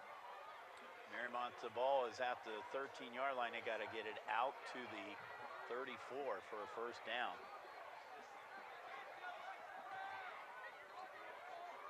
4 receivers, 2 on either side. Robinson in the backfield with Rennie. Low snap. Rennie. And he had a man kind of open out there. That's Max Tepe. Yeah. And if Tepe would have caught up with that ball, but he had some pressure on him. Yeah, Rennie had to release that one maybe a half second too soon before he got leveled in the backfield. But otherwise, that would have been reminiscent of that Coward catch and run earlier. Yeah, I think he would have had a good chance to break that. Yeah, Tepe was in front of his defender. He would have had some good deal of real estate there to shoe up. All right, so 6:45. Coward standing back just inside of the end zone. DeGennaro just about at midfield. Howard, this is going to be a short punt this time. Off the side of his foot. Gets a bit of a bounce. DeGennaro wisely lets it go as it goes out to about the 49-yard line. He gets a bit of a roll on that. 37-yard punt. Indian Hill now going to work in a familiar place in Mariemont territory. Very good point. Yeah, not Indian Hill's worst starting field position by any means. Well, we were talking at halftime right now that we didn't think Cole Dean would put the ball up in the air anymore tonight. That is going to be basically, for a time being, it's going to be the running backs. And they're going to probably put in a couple of new running backs, I would imagine, as we get going here. Try to catch up with those. Yeah, that's Ty Thornton. Ty Thornton. Quarterback. Yeah, he's in the run, in back in the backfield right now, Thornton. So yeah, Cole Dean's night may be done. And that was Duke Weiler in at running back, number 8. You see it on the screen. So the next men are in, I guess, Bill. Yep. Yeah, noticeably some new wide receivers different in the game as well. That athletic director Tom Nerl just come by, and the pass is good, and it's good for a first down, it looks like. Ty Thornton. Well, you know, Ty Thornton's perfect on the season now, 5 for 5 in passing. Yeah, 4 for 4 coming in. He had a touchdown. So he had a 279 point quarterback rating. That's not bad. Yeah, that'll get it done. Oh yeah. Future bright, obviously, at Indian Hill. They've Coach Arcuri's built a culture over there. And has some good athletes. Of course, the Thorntons, son of former Bengal John Thornton. I believe Jalen's committed to West Virginia. His dad's alma mater. Duke Weiler with the carry, picks up about 2 or 3 yards. And he did the same thing over at Madeira. He was only over at Madeira for a couple years, but had some 2 good years over at Madeira. And as we said earlier, in the night, he was Coach of the Year in 2008. Curry Cummins was Coach of the Year, by the way, in the CHL in 2013. So both of them have shared the honors. Yeah, Coach Cummins had his team to the playoff a few times. Been missed out here the last 4 years or so, but we'll look that up here in a second. Good point. And we got a flag coming up. Looks like a hold. Yeah, last playoff appearance was 2014. I think he'd made 2 or 3 straight. 2014, they made 2 straight. 13 and 14. They've been to the playoffs 12 times. Illegal motion, or illegal formation on the offense. For some of that youth and inexperience shows in. A little rookie mistake there. 48-point lead. Sometimes you can overlook it. Just fix them in film and on the practice field, right? Yeah. So Jalen Thornton's going to come out of the game, and entering in Zach Osterhaus. Yeah, some of these guys will be playing tomorrow morning too in the JV game. Maybe Nick Adair. Maybe the jersey was rolled up there. Mariemont was state runner-up in 1980 and 1995 under the great Tom Crosby that was here for many, many years. Is Emmett still? That's a flag. That's a flag. That's going to be another 15 yards tacked onto this one. Those cowards, you should know better. Yeah. Right? Little foul, horse collar on the defense, 15 yards. That's not going to quite give him a first down, I don't think, depending on where he's going to spot it at. Spotted around the 47 spot, right? Yeah, so it's going to be a little bit short of a first down. Not much. Mariemont was CHL champs 3 times in history, but all 3 straight years, 94, 95, 96, and again under the great Tom Crosby. He's coach here for many, many years. Nice cutback. Weiler, and he is taken down about the 29-yard line. I've seen Tom a couple of times. Ran into Tom a few months ago. He's enjoying retirement.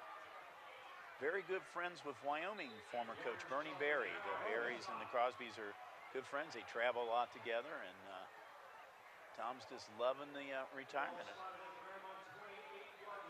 We both decided that retirement's a good gig. Yeah. Wyoming celebrating a big anniversary a couple of weeks ago, 100 years of football. Yep. Coach Berry at the forefront of that celebration, organizing all that. Congrats to the Cowboys. Of course, Coach Lewis was got that dynasty started back in the 70s and 80s there over at Wyoming. And Aaron Hancock's doing a good job of keeping it going over there. Say the least. It'll be a good battle in CHL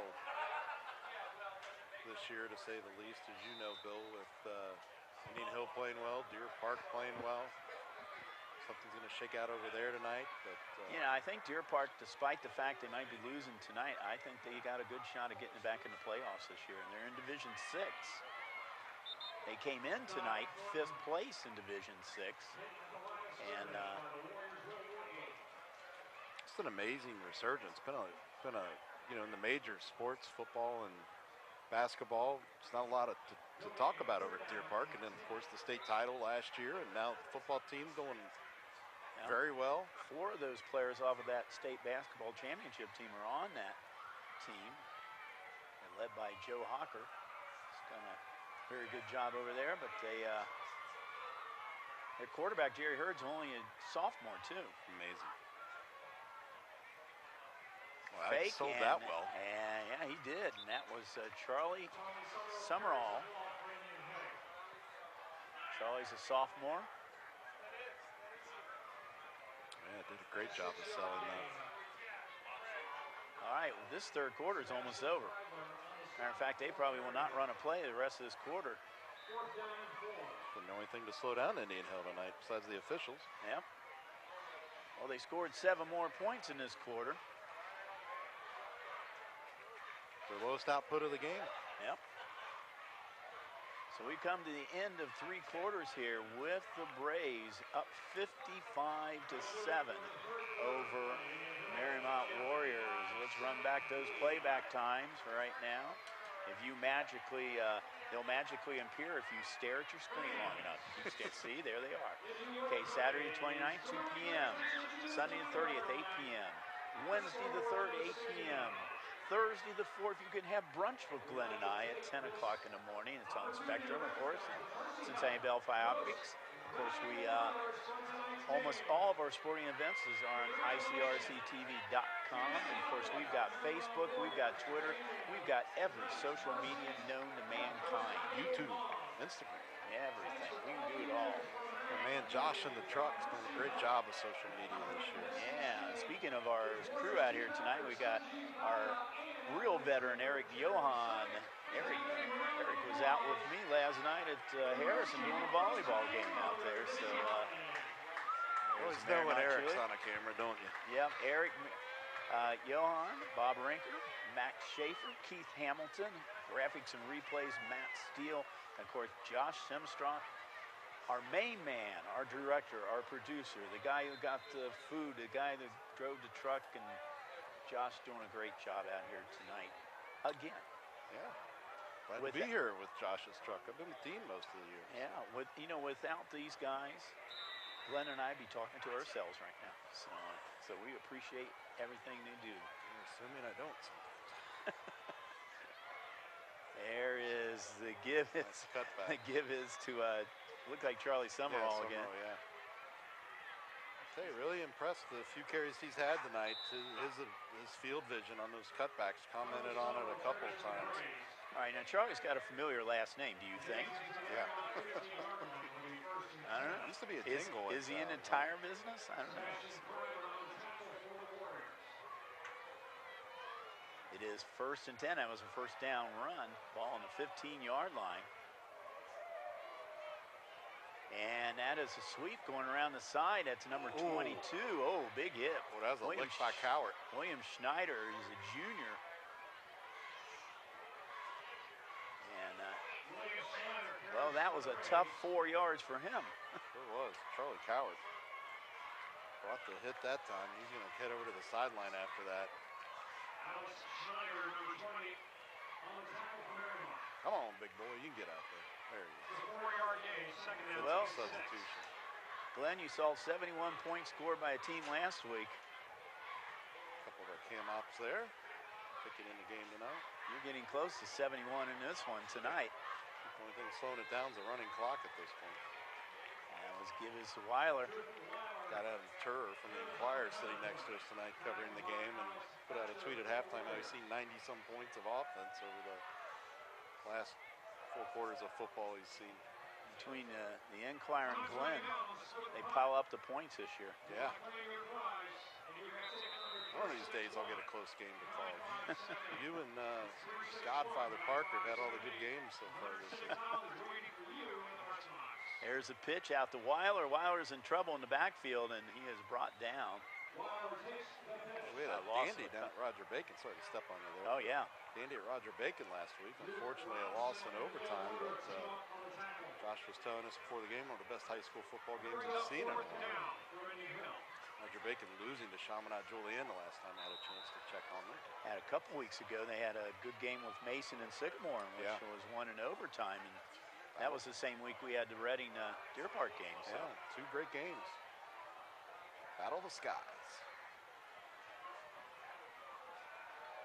Wow. And there's a pass, and it is picked off. Got a little too confident there, throwing it off his back foot as he rolled out to his right, and he paid for it. And that was picked off by Jeb Blundell, number 8, just a sophomore. Yeah. All right. You're going to get a good look at this. You're going to see Thornton roll out and just threw it off his back foot. Really wasn't under a lot of pressure. Was kind of throwing it up for grabs there in the end zone. So the interception here. So for Mr. Thornton there, blows that 279 ranking right there. He's got a touchdown and now an interception. But with the interception in the end zone comes not great field position, but at least you have the football. Yep. Coward in motion. They're not going to throw a flag, but boy, there was all kinds of movement there before that ball was snapped. And I don't think Rennie's in the ball game right now. Coward still is. Obviously, he just caught that one. And what is the aversion that Mariemont has to running the football tonight, Bill? I don't know. Well, I mean, I know Indian Hill's tough, but don't you have to at least try something to run the play? Yeah, kind of one-dimensional. Touched on it a couple times. You know Mariemont's going to put it in the air, but you got to try to keep them off balance with a running attack a little bit. But maybe they just don't want to take on this Indian Hill front 7. There's a running pitch play. Coming around the other direction now. Maybe that's why.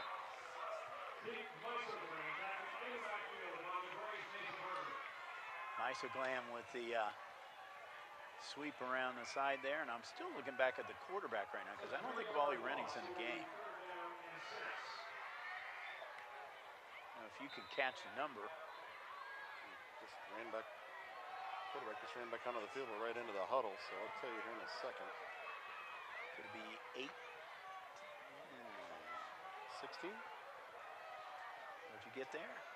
Andrew Glassmeyer, he is shown as a quarterback. He's sophomore. Yep. Glassmeyer, oh, the Coward. Coward was hit right about the time he got the ball. Tough catch. Held on to it. Well, unfortunately for Wally Rennie, who we talked about, it's been a 3-year starter here. Homecoming to forget in his senior homecoming. Yep. Glassmeyer. Man, if he hadn't fallen down, he could have got a few more yards there. Glassmeyer gave him a first down. Just now at the 20-yard line. I'm not mistaken right now. Glassmeyer's 2 for 2. I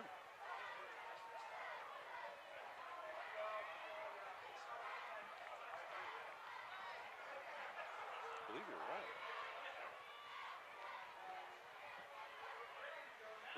3 for 3. That one's Braden Boards on that one. Well, he's doing something that Mariemont hasn't done all night, and that's making some progress up the field. Now, granted, we were doing it with second stringers for the most part. Well, he's getting rid of the ball very quickly. They're designed underneath routes, and just get it done quickly, Bill. Yep. You know, I think, unfortunately, when Rennie was in the game, they were looking to go a little more vertical and just didn't have the time for the plays to develop, and the coverage was tight. Low snap, Glassmeyer. Left-handed passer back, and overthrows his intended receiver there, Max Tepe. Well, he almost looked like his counterpart on the other side of the game there, throwing that off the back foot and almost up for grabs. And that's one thing you don't see is a whole lot of left-handed passers. Yeah. Well, Indian Hill is going to move to 5-1 on the season. 3-0 in the CHL.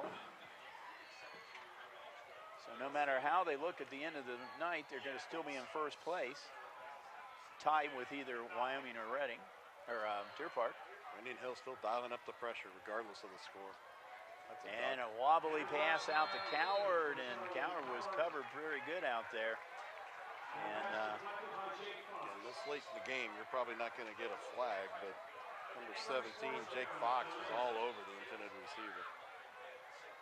Clock is at 5 minutes. We'll see the replay again and see if Coward gets knocked around a little bit before that pass. Well, a lot of times you'll get that flag when you don't turn around and look at the ball. Yeah. Well, we're punting again. Charlie Coward now.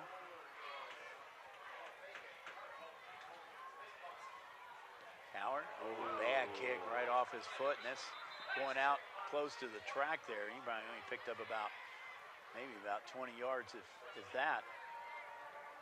So it's going to give Indian Hills good field position with 4:25 to go. The clock is stopped because we're changing downs here, changing teams here on offense. So as soon as they get set here, that clock will start rolling.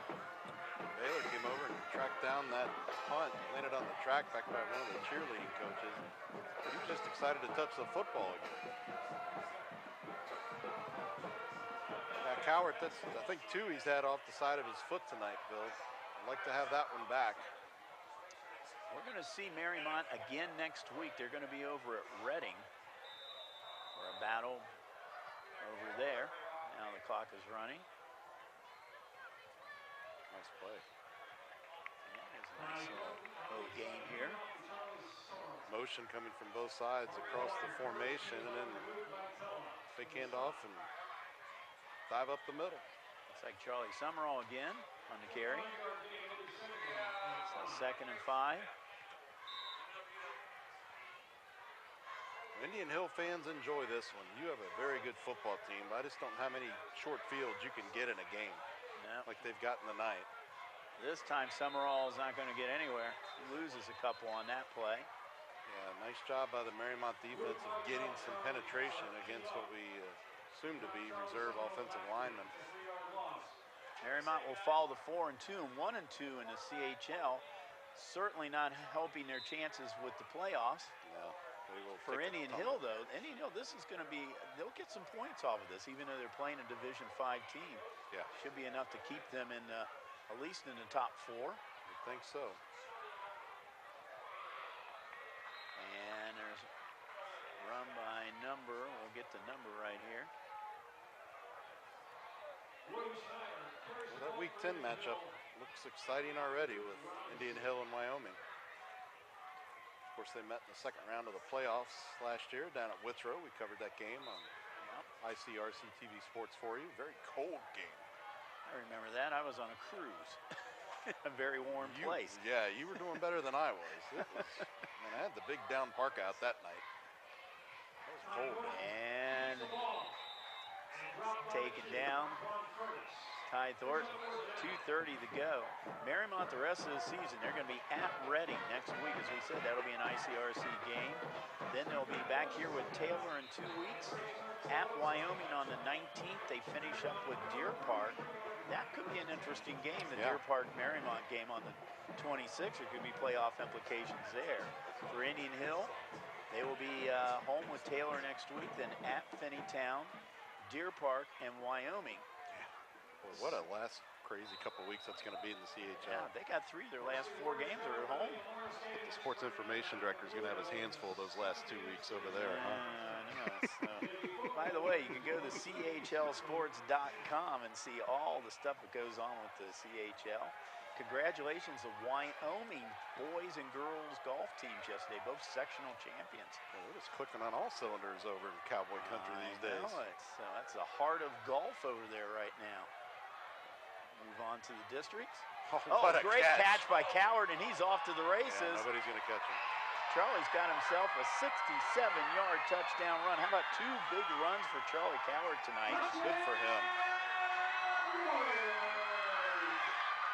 And I'm trying to see, was that Glassmeyer that threw the pass? I'm pretty sure it was. I don't know why you put Rennie back in at this point. Now, Glassmeyer to Coward.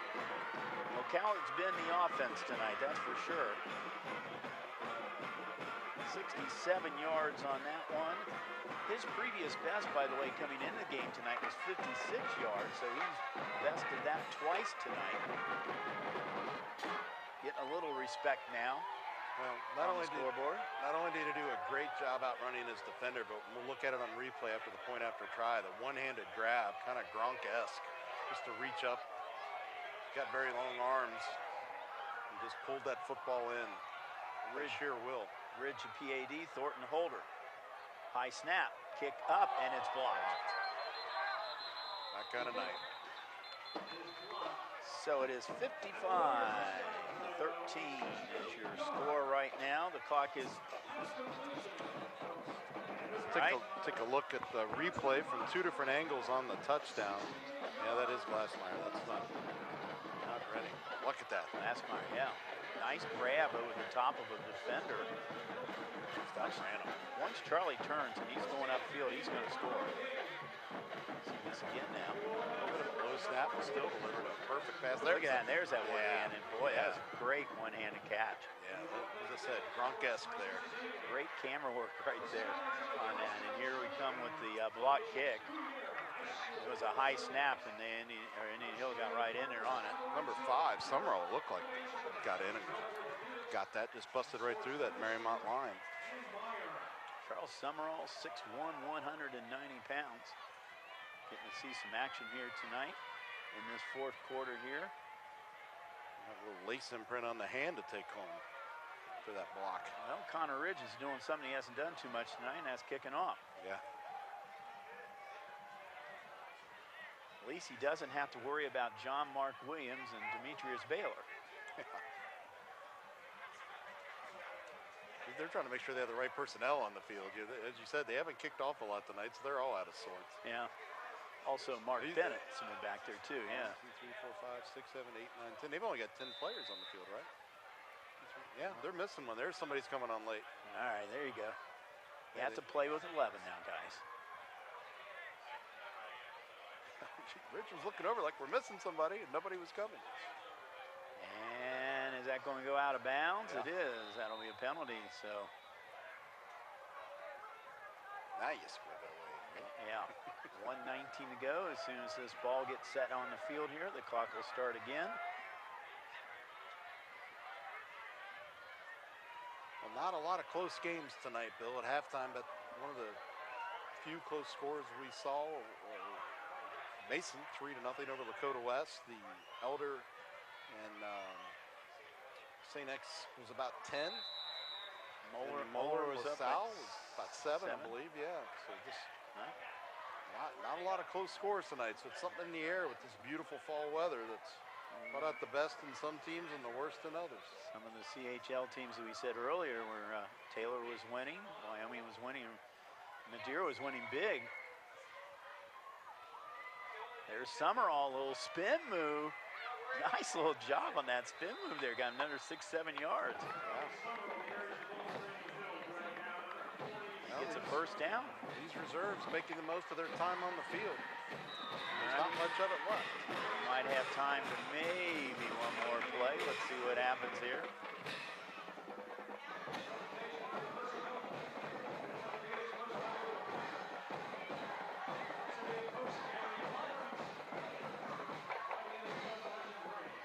Summerall again, picks up about 3 or 4 yards, and that should do it.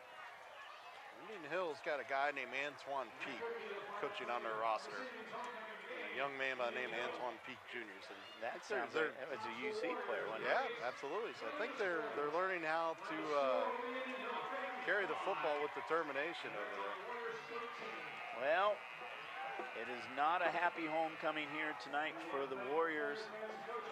Indian Hill, though, is going to go back up Miami Avenue there, and they're going to be quite happy here with the 55-13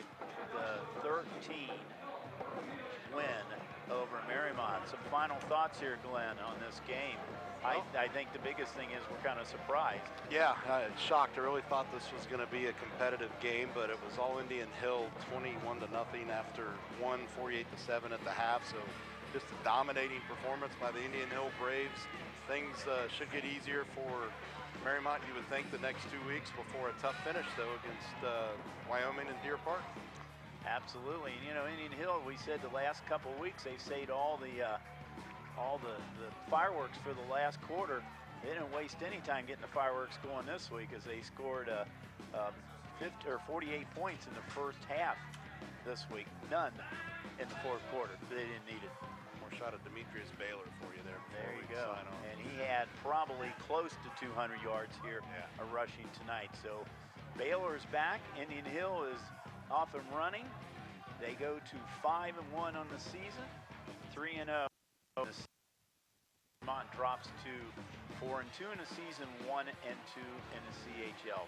So far, our entire ICRC crew came out here tonight, especially Josh Semstroff. For Glenn Olson, this is Bill Brett saying goodbye from Doc Kusel Stadium here in Mariemont.